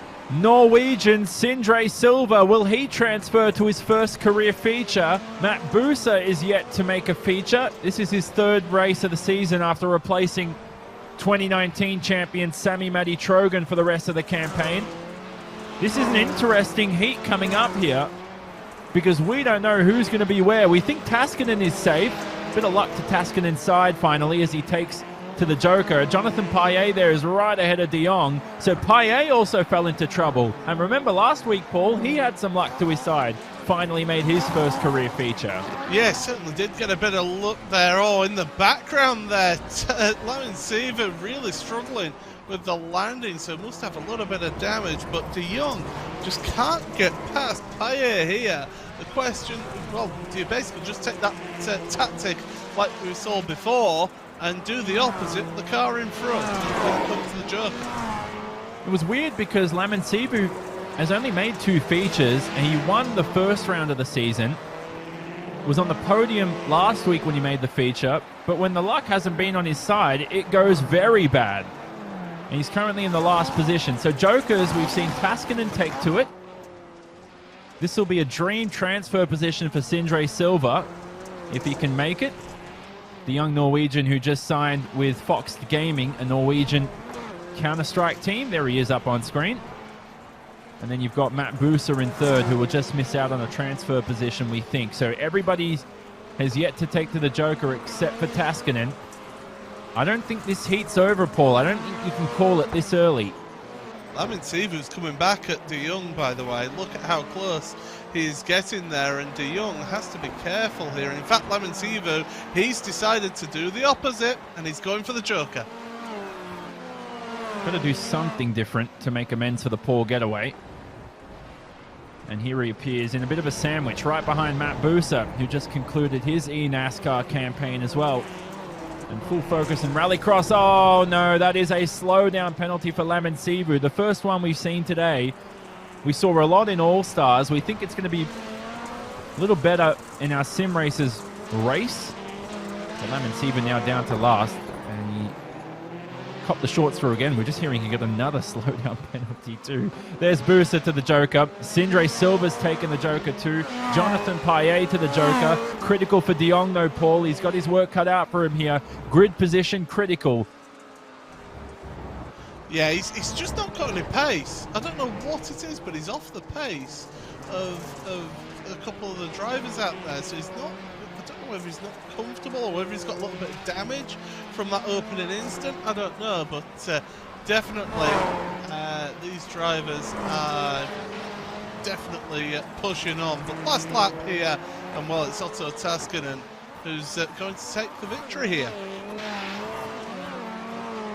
Otto Taskinen, I can't remember the last time he won a heat. I'm going to have to go to my my stats sheets and check that, and it might take me a while to find out. Good stuff from Otto Taskinen, who's representing Williams Esports. Also drives for Vendaval Sim Racing behind the scenes too. Sindre Silva to his first career feature. Brilliant stuff from the Norwegian, and we're going to see a Nitro Circus car in the feature for the first time this season too. As we look at the starting grid for your final heat of the day. 5 cars in this one. John Robertson, your championship leader on pole, alongside Josh Fox. Let's not talk about Josh Fox's event at Norway. That was some unlucky stuff. Spaniard Marcos Matamoros racing from University today over in Sevilla in Spain. And on the second row, they'll be joined by Alex Bergeron, who's replacing Garrett Lowe just for this one round. And Kylian Delormeau, the Frenchman, starting from the back. Now, some news last week, Paul. Delormeau actually missed the grid because he had a technical issue, which meant that that's why we saw him missing from the LCQs. Well, there we go, and it happens to everyone. Technical issues, you can have these little issues, and before you know it, you're out of a race. But yeah, drivers getting ready for the start of this one in just a few seconds' time. You take a breath in Rallycross like I do, and you'll miss the start of the heat. We're about to go here for the final time. Engines rev, lights illuminate. Green from Sonoma for the final heat. Poor getaway from the outside by Matamoros. He's going to fall to, I'd say, the last position. Robertson leads, though, ahead of Fox. Good start from Kylian Delormeau, though, the Frenchman. And through the jump, it's been chaotic here. Alex Bergeron now falls to the last position and hands back fourth to Matamoros. I wouldn't count that one out yet. Oh, there's contact between Bergeron. Oh, and Bergeron goes flying through the picture there. He's ended up in the tyres. Contact with Matamoros into the carousel. But at the moment, Robertson and Fox are the two drivers in the hot seat right now. He's the World of Outlaws Sprint Cars champion, and he would have been in a world of his own after that spin, as we'll watch the replay here with this incident between the two. As there is Bergeron turned around. He's in Sonoma, he's on planet Earth, and he's probably on another world right now, I would say, after that spin. He's so far off the racetrack. Yeah, just look at that front two taking the Joker straight away. They're just trying to keep themselves ahead there, as actually Fox, he's one driver who hasn't taken it. He was in second place, so Delormeau ahead of Josh. So Josh has either got to take the Joker this time or waits until the end. Well, Fox will be delighted if he advances, because he's been to the LCQs in 4 of your opening 5 rounds. So to get a transfer position through a heat will be a breath of fresh air. As I've said that too many times today, Paul. Don't have a go at me, please. As Fox heads into lap 4 or 5, I think. I'm not sure when the timing will update. Lap 3, so the timing, yep, that's updated. Takes a bit of time. So Fox, I would say, I don't know, would you reckon leave it to the final lap? You do miss out on those extra few tenths you actually gain. Some of the drivers say the delta is 1.9 usually, but if you take it on the final lap, it can be around 1.6 to 1.7. Oh, did he just clip the tyre wall there as well, Fox? Just on the exit down through the chute. Up over the jump, and he's right there. He's he's in that grasp. He's within reach of Killian Delormeau right now, 1.2 seconds. So the gap is there. I mean, he's not going to take the lead with that Joker at the moment as it stands. But second place is well within his grasp. Well, Robertson, you can see on the left-hand side, the red banner, it means he's our championship leader. If you're joining us, it's also on the windshield, as you can see, on the Advan Subaru. And just like his brother, he'll advance to the feature. Don't get them confused. The 86 in the Yokohama colors is your championship leader. John, 2.5 years older than his brother and racing probably 2 rooms apart at the moment. What a story that is as we begin another lap here at Sonoma. And the final lap as Fox will save that Joker for the final trip round. We think he's going to take the transfer position unless he cops a slowdown through the carousel and through the next left-hander and on towards the bowling alley as we watch Delormeau try to do everything he can. He's yet to make a feature as the Frenchman. Very surprising. Oh, and he smacks the barrier. And that is going to give Josh Fox an easy position to your feature. Not even close. Fox won't catch Robertson, but we know who's advancing to the feature. Oh, that's a big error to make. And look at that, Delormeau lost at the line to Matamoros as well. So Matamoros took a Joker on that last lap as well, and that little mistake there cost him 2 places. Brilliant stuff by Matamoros. We don't speak about Marcus Matamoros much. He's towards the back of the field, but the Burton Kligerman Esports driver with 3rd position there. That is a brilliant performance. We're going to head to your first of 2 Marwin Sports LCQs. Now remember, only 1 driver advances from this. 6 of these drivers we're going to say goodbye to. It's a 7-car field. Parisi on pole alongside Buser and Zelensky. But this is critical, Paul, because look at how they've been placed. 2 Subaru Motorsports USA cars, but only 1 will advance. Yeah, that is going to be killer for that team. And De Jong, well, his chances of a championship are really hanging in the balance right now. He is yet to win at Sonoma, as we said. In 7th is Tommy Horman. Let's not forget about the Finn. This could be a championship-changing Marwin Sports LCQ for one of your challengers. Parisi screams off the line. The US Air Force Subaru can't be stopped, but it can be touched. Somebody's been turned around in the back. I see a Williams Esports car, a Buser around. Tommy Horman's around. Mitchell de Jong is spun around yet again. Yeah, and that shows how critical that one right-hander at the out of the bowling alley really does affect you at the start of this race. Rest of them running through, and Payet, and Zelensky's got a slow down penalty there, getting battered out the way. But Parisi, once again, out the front, he's wanting to try and get himself that final spot. Krogstad with a slowdown penalty too, so Krogstad's fallen behind Zelensky. I think Zelensky, like you said, Paul, was just battered out of the way, but Parisi so far looks like he'll advance to the feature if the positions stay as they are. Here are 2 of your championship challengers fighting for scraps in your Marwin Sports LCQs. I never thought I'd see this coming into Sonoma, as Horman, who had the technical issue, this is a day to forget after his pole position. And I'm absolutely distraught for the Finn, and for de Jong, the luck. The bad run continues at Sonoma. We're going to forget about those 2. We think they're out of it along with Buser. The transfer position is what we're looking for. Will it be Parisi or Payet? Well, Payet is doing a very good job of catching up to Parisi. I thought he was pulling away, but this lap has been an absolute stormer for Payet, and he's 0.4 of a second quicker that lap, so he's really putting the pressure now on Conor Parisi. I'm lost for words, man. I'm really lost for words. I didn't expect this coming today. Oh, well, that's an angry looking US Air Force Subaru and the Mean Machine. That looks like a soapbox derby racer when you look at it from the front there. It's got a little mean front end to the Subaru.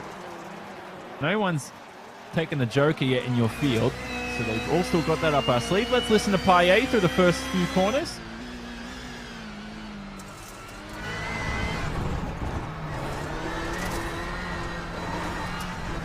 So this is the carousel.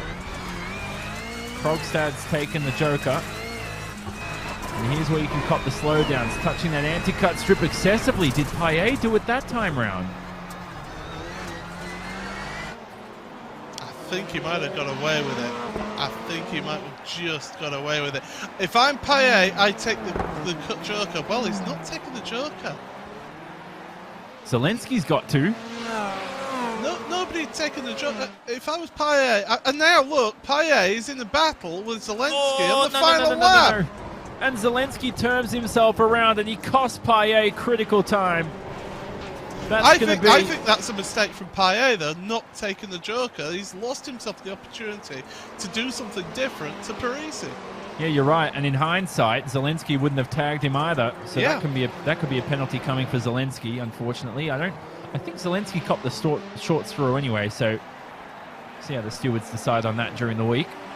Boos has retired that car. Here is the joker on the final lap. Parisi advances to your feature out of the Marwin Sports LCQ, and Paillet follows what could have been with the strategy. Even if you took it, Paul, I don't think it would have changed much, but I think you're right in terms of hindsight. Exactly. So there are the results up on screen. Horman and Zelensky and De Jong. Cannot believe we're saying goodbye to them. Have a look at this Marwin Sports LCQ. 8 cars in this field. A lot of big names to go through. Garrett Maines is probably your favorite to advance. Kilian Delormeau, I've been very promised with his pace. The Team GRX set esports car for set promotion. Jussi Pinamaki will be glad to see at least Joni Ollikainen in the feature, but will he see another set car in Delormeau join him? Heikkinen down the back of the pack. Bergeron and Kraus are also in this, the 2 Lone Bro Ford Fiestas. And the Lamon Sivu from the back.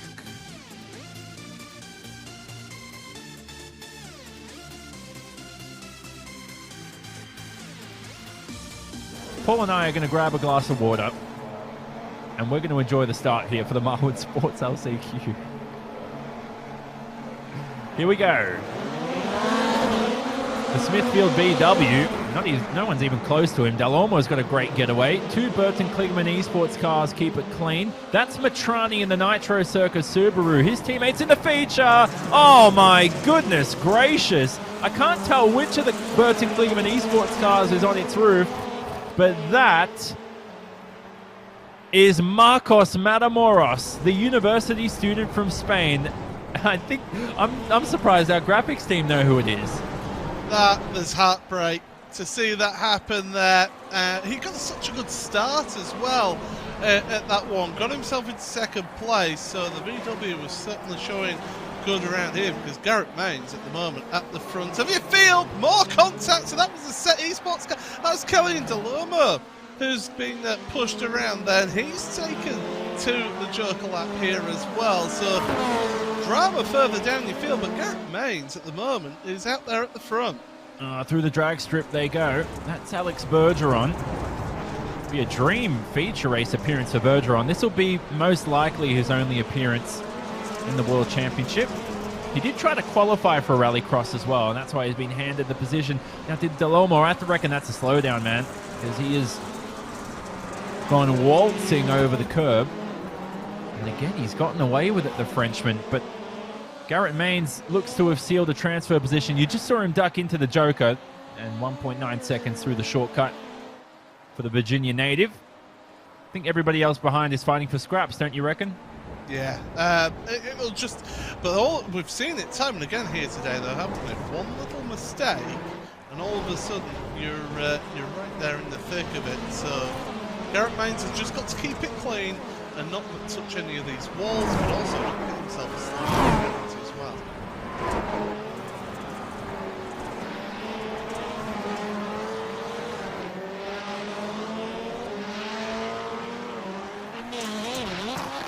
Here we ride on board with Maines over the jump. This is the drag strip, up to 210 kilometers an hour on the run down to the carousel. And the drivers will use that grass there. It actually gives them a little bit of extra grip. That's why you see them hugging the inside and oh so close to the slowdown penalties.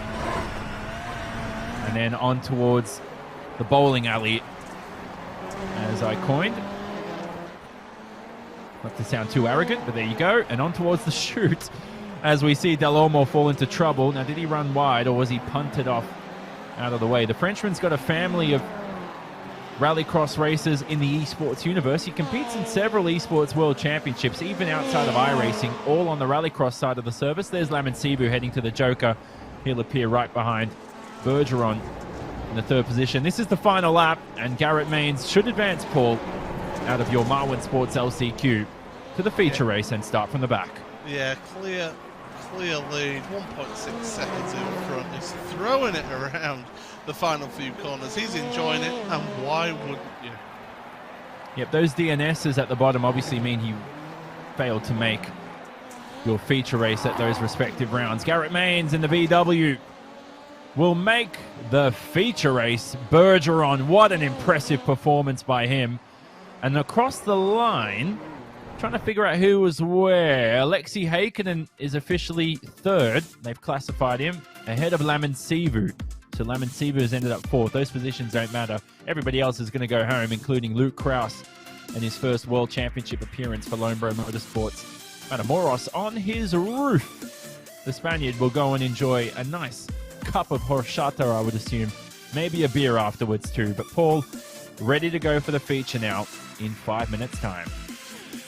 These drivers now, they get themselves a little bit of practice time, but they've really got to take advantage of that, because now this is where it all matters. This is where the big points are paid, and the pressure is really on here. All right, time to preview your feature. On the other side of this, it's going to be a mammoth one. It's going to be a championship-changing one. Will we see a new race winner? Or will we see somebody repeat for the first time in 2020? Don't leave us. Massive feature race coming up for the championship.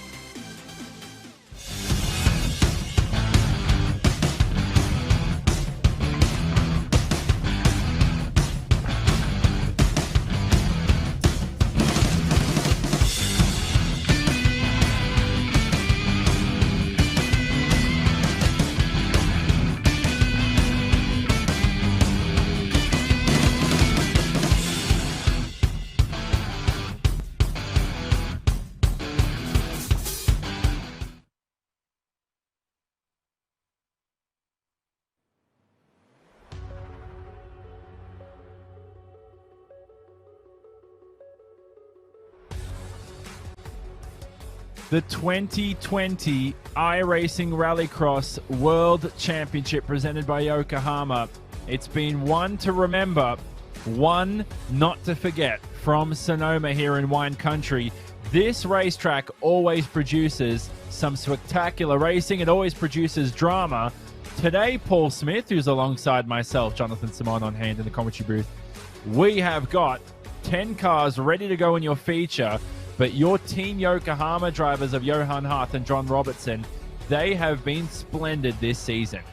Oh, they've been doing a fantastic job. And Johan, you know, yes, he had that damage last week that cost him big time in your LCQ. But, you know, he's got himself a good starting position in the middle of that front row right now. He's got to be careful. Jake Robertson, he looked into that win to a degree in the opening heat race, but sometimes luck strokes your way. So here are the live points on the left-hand side of the screen. This is before the feature, which pays the most points. So we think De Jong is going to lose out on a maximum of 15 he could take from the feature at least, because you can claim points in qualifying in the heat. So he's going to have an advantage that will dwindle down even further. Will Johan Hart jump him? No, because Johan Hart starts from second alongside Robertson. Hart is third in the standings, and you've got a couple of set esports drivers behind. Joni Ollikainen could have been higher had he not missed Norway last week. And for Holman, after his technical issue, Paul, still fourth in the championship. But you'd have to say today, his hopes are dashed of claiming that championship trophy. Yeah, that gap now is quite significant, and it's going to be difficult for him to be able to gain that back with the level of competition and with the rounds that we've got remaining here. You know, time is running out. Really, it's that front three that have the realistic opportunity of winning this championship. Now for Jake Robertson, he'll start from pole position. And we haven't seen him in many features this season. But the 15-year-old, he would be the youngest ever race winner in our World Championship, eclipsing Garrett Lowe's 16-year-old and 9-month. I've calculated that for you when he won. That was his age when he won in Iowa in 2018. Obviously just celebrated his 19th birthday last week. But this would be a mammoth moment for Jake Robertson if he can get it done. But you know what? He's got his teammate from the Apex Racing team. They are teammates in the sim racing universe of Johan Harth in second. And Otto Taskinen, you know what? He has won a feature race. People forget that. It was at Lucas Oil last week. Yeah. His time is right now. He deserves this if he can make it stick around the outside. Yeah, absolutely. And the Williams eSports driver really does.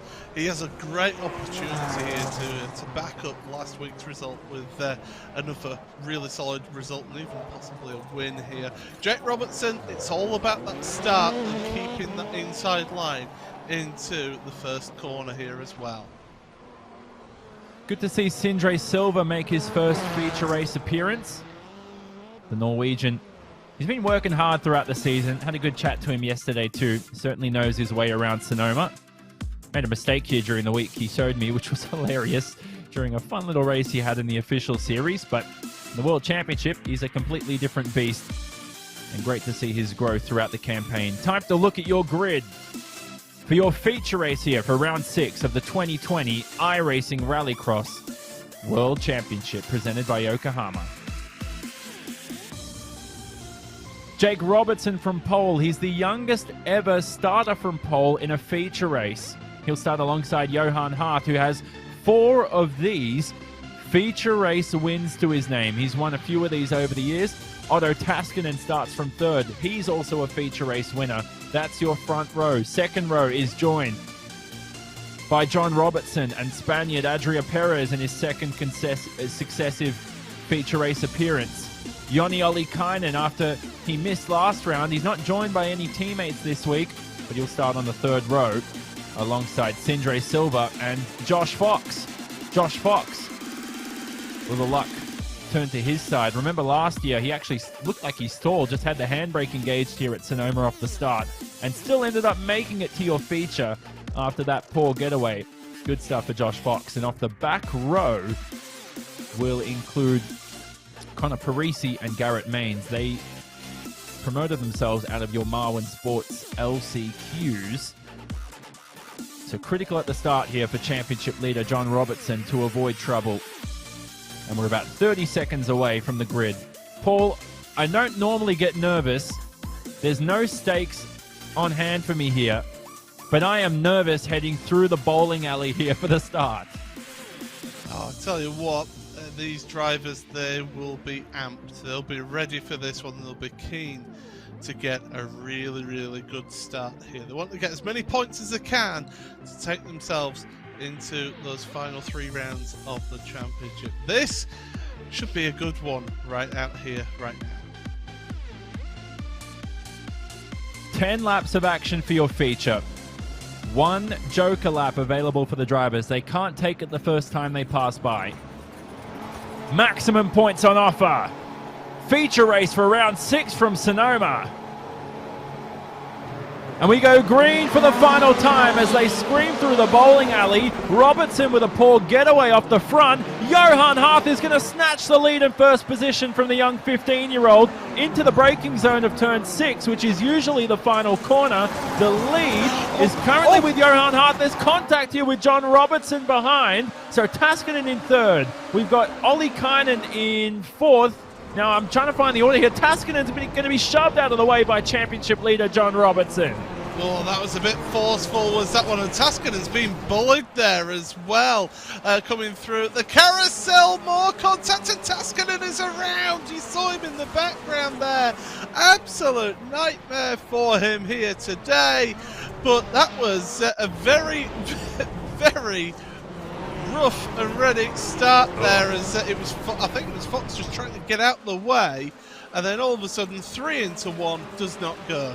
Yep, 3 wide never works through the carousel. He almost collected Sindre Silva. So in the meantime, Johan Hart actually took the Joker. So he's got an advantage here over Joni Ollikainen. We'll check the graphic because Joni Ollikainen has taken the Joker too. Johan Hart could be on towards another career victory. Robertson's down to 3rd. Now critically, if Robertson has the pace here, Paul, he could potentially undercut Johan Hart with a Joker lap. Or let's see when he makes it or uses that strategy to his advantage. He goes now. Yeah. Take it early.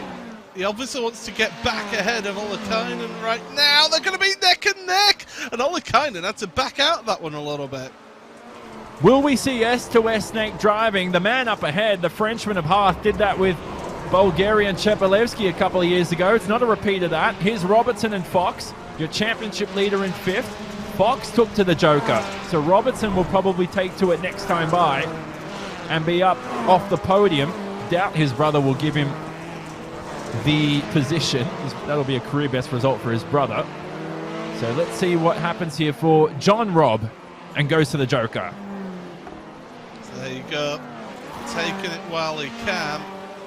And you mentioned it earlier on in the broadcast, Jonathan, how you were surprised that people weren't taking it straight away. Well, Johan Hart's obviously been listening to us on commentary because he took that Joker straight away in the lead. And that's crucial because then you don't get anybody potentially holding you up as there's more battling going on here between Robertson and Ollikainen. Yep, so Jake Robertson 2nd, Ollikainen off the podium. I didn't expect John Robertson to be up into your podium positions. It could be an all Apex Racing team. Oh, man. I thought Ollikainen was about to take out your championship leader. Would have been a mammoth overtake. Well, I think on the previous lap that Ollikainen actually got a slow down penalty because he had a 41.5-second lap. So that's what's cost him with Robertson, John Robertson that is, taking that Joker lap. And now Ollikainen's being held up to a degree, I feel, behind your championship leader. Good overtaking spot into the bowling alley. All 3 of them remain in formation.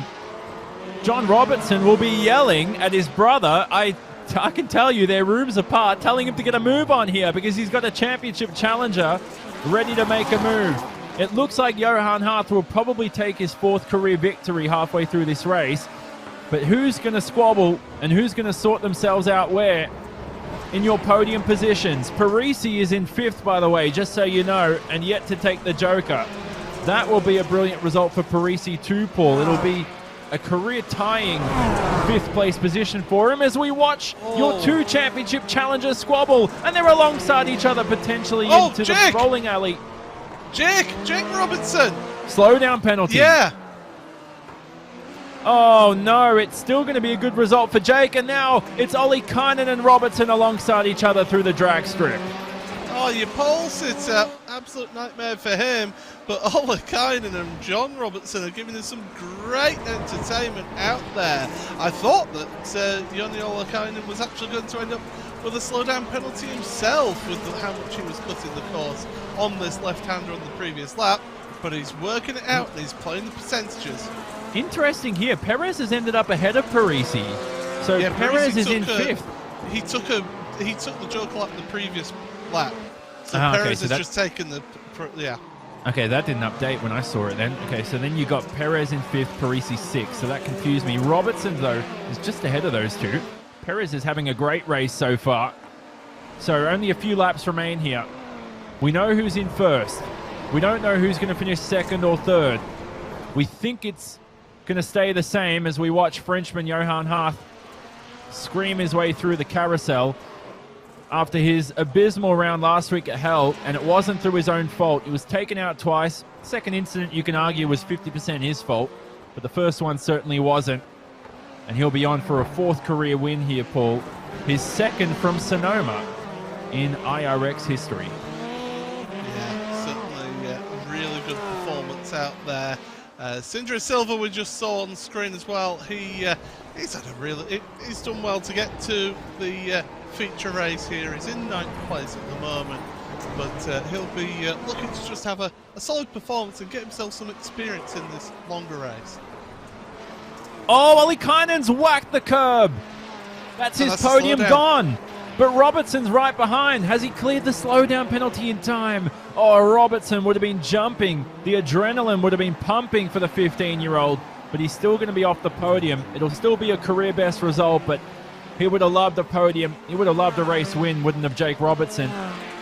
But Ollie Kynan remains third as we enter the final lap of the race.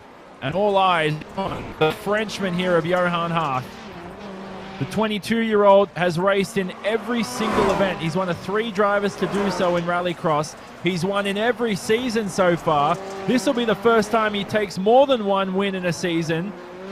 And he's ready to claim the championship away from his teammate. He's hungry. He's looming. 1 more corner to go. Johan Hart wins from Sonoma. And it's a Team Yokohama 1-2 as teammate John Robertson crosses the line in second. And they celebrate with God knows what I'm seeing, but I like it. Joni Ollikainen rounds out the podium in third.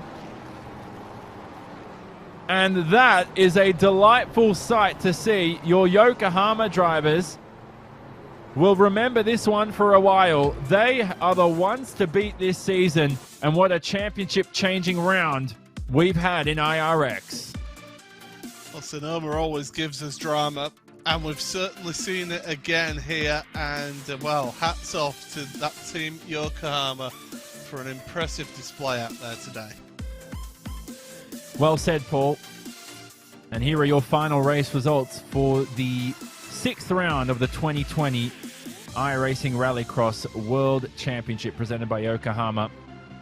It's presented by Yokohama, and it's a 1-2 for the Advanced Subarus, who end up in the 1st and 2nd positions. Robertson, no. Be good to be back on the podium. Robertson actually has been absent from the podium for quite some time. He hasn't been there since Atlanta, but he's had a consistent season. He's the only driver to make every feature race this season, and it's proving its worth. He's going to extend his championship lead.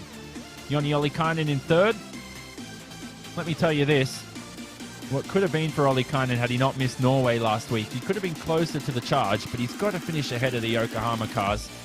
Still ends up in the 3rd position. For Robertson, a career best result for the Ed Carpenter Racing driver. How about the Ed Carpenter Racing cars in 4th and 6th? Parisi's had a season to forget in 2019, a season to remember here in 2020 as he makes yet another feature and a brilliant result. Good stuff for the Dreyer and Reinbold cars. 2 VW Beetles in 5th and 7th. The Subarus received a bit of a balance check with the power. Their power has been reduced just to help those Volkswagen Beetles out, and it's proved its worth for Perez and Main to end up 5th and 7th. A lot of testing between those two. Fox in 8th. Fox has actually spoken to me saying he thinks he's performing the best he's ever performed in Rallycross, and it's weird because the competition is so tough this year. He still ends up in 8th in this feature for Hanson Williams Esports. Otto Taskinen in the Williams Esports car in 9th after a collision on the opening lap. Still ended up ahead of Sindre Silva in the Nitro Circus car. Great to see a Nitro Circus car in a feature race for the first time this season and for the first time in team history.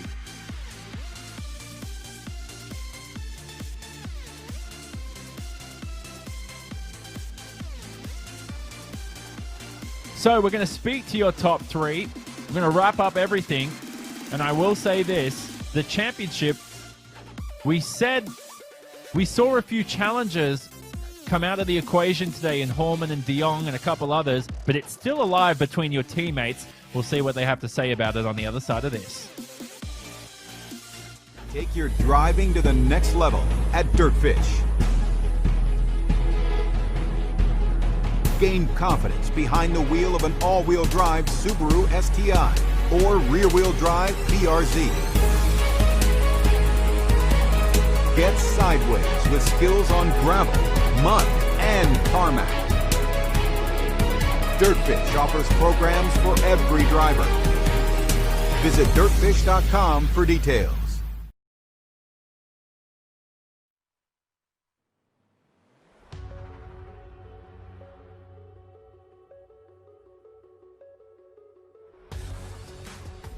You know what? It's post-race interview time. Time to speak to your top three here from Sonoma.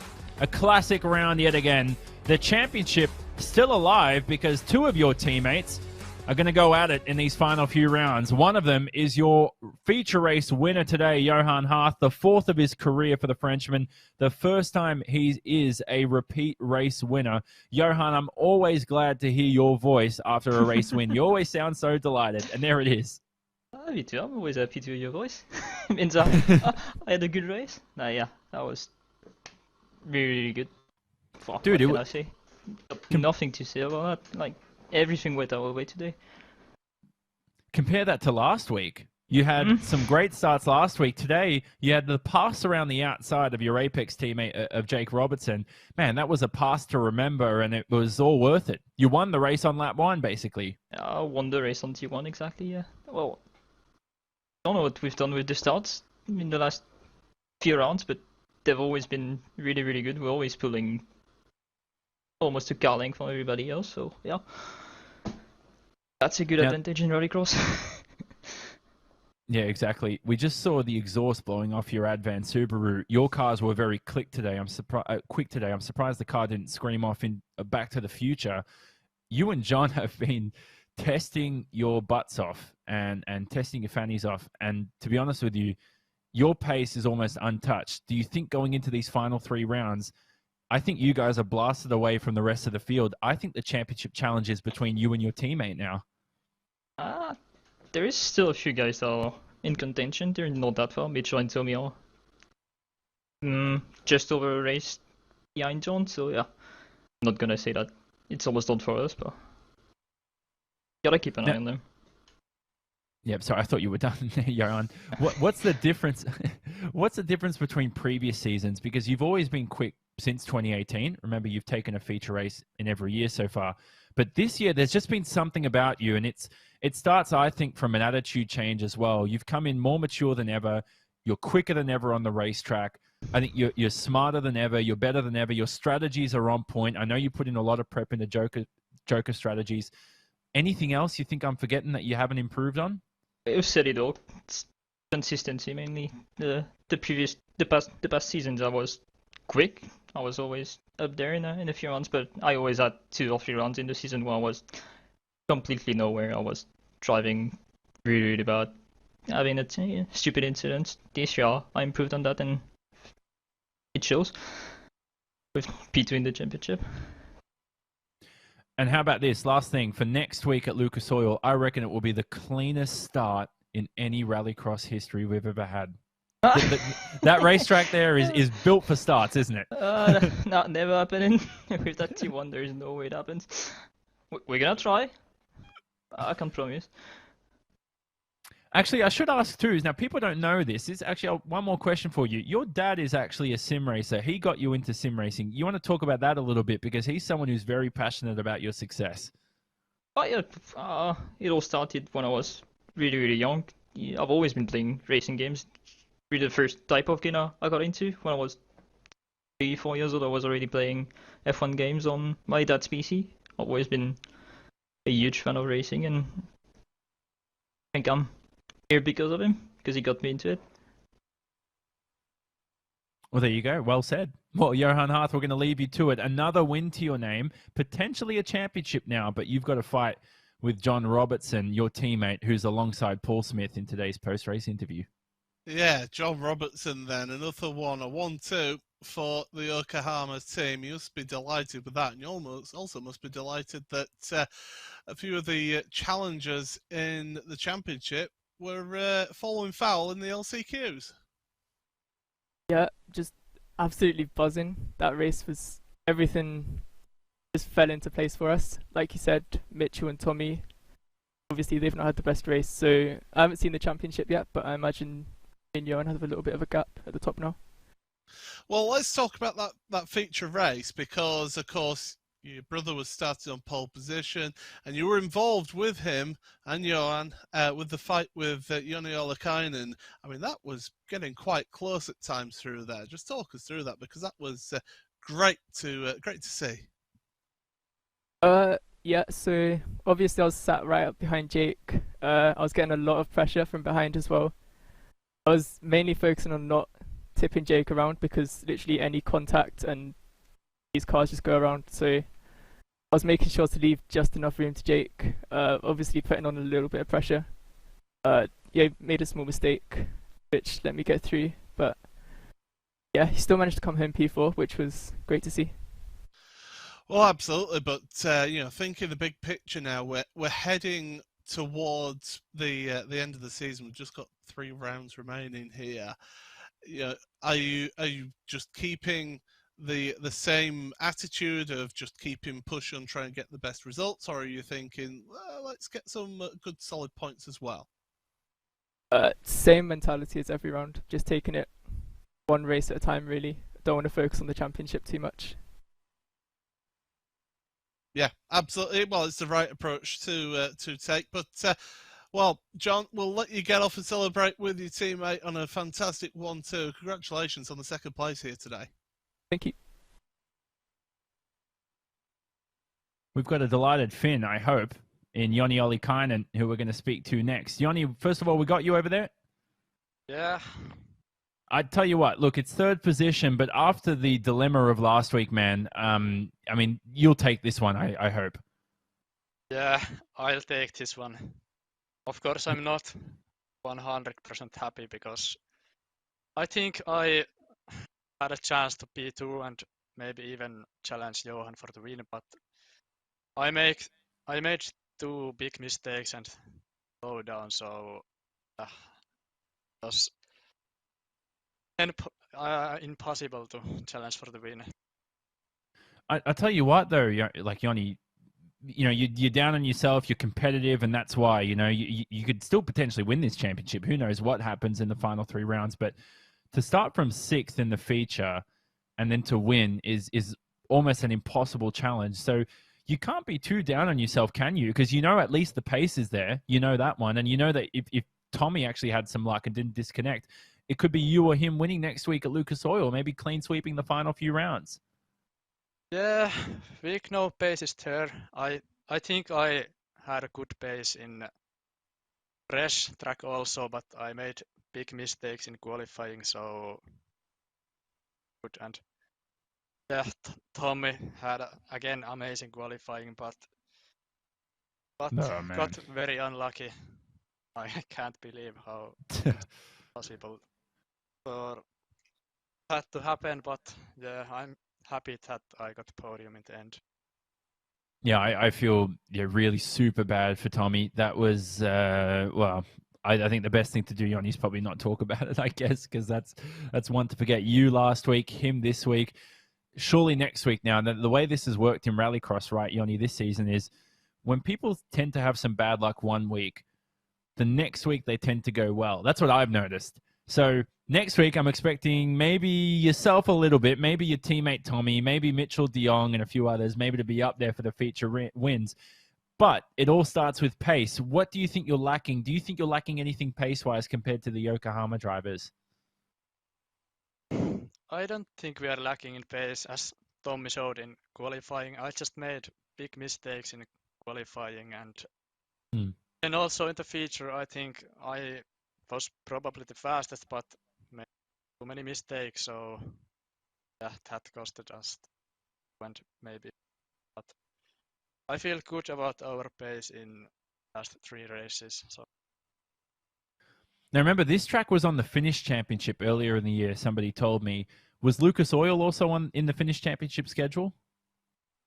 No, it wasn't. Yeah, but in pro qualifying this summer we had good pace in Lucas Oil, so yeah, I think we can expect quite good results there. Yeah, lovely. All right, Joni, we're going to leave you to it. Congratulations on 3rd. You seem disappointed, but hey, 3rd position, great points for you. And we're going to leave you to it again for this week. Now, Paul, we've got Lucas Oil coming up for round 7 of the championship. That is that is a racetrack to remember. We've had some classic races there in the past. Josh Fox was a victor. Otto Taskinen. Mitchell de Jong has won there too. Who's it going to be in a week's time? Well, I mean, it's roll the dice and see what you get come up is pretty much with this championship. But no, it's been a fantastic season so far, and it's all coming down towards the end of this one because these drivers really are pushing to the limits. But that was sensational racing that we saw out there today. There's the up-to-date standings right now. And you can see John Robertson just 15 points ahead of his teammate Johan Harth. Mitchell de Jong 23 points behind. Today has been costly for him and also Tommy Holman. Doesn't seem as bad when you think about it. You can only claim a maximum of 29 from a round if you score pole, heat win, and a feature win. So de Jong is still within a round of John Robertson. Hey, something goes wrong for John Robertson next week, and both Johan Harth and de Jong are right in there and in to capture potentially the 2020 championship. But it looks like it's down to those three in these final 3 rounds. Who knows what could have been for Ollie Kynan had he participated at Norway last week. But it's going to be a cracker, I love saying that, at Lucas Oil in a week's time when these 600 horsepower mean machines will be back racing again. That'll be on the 14th of November.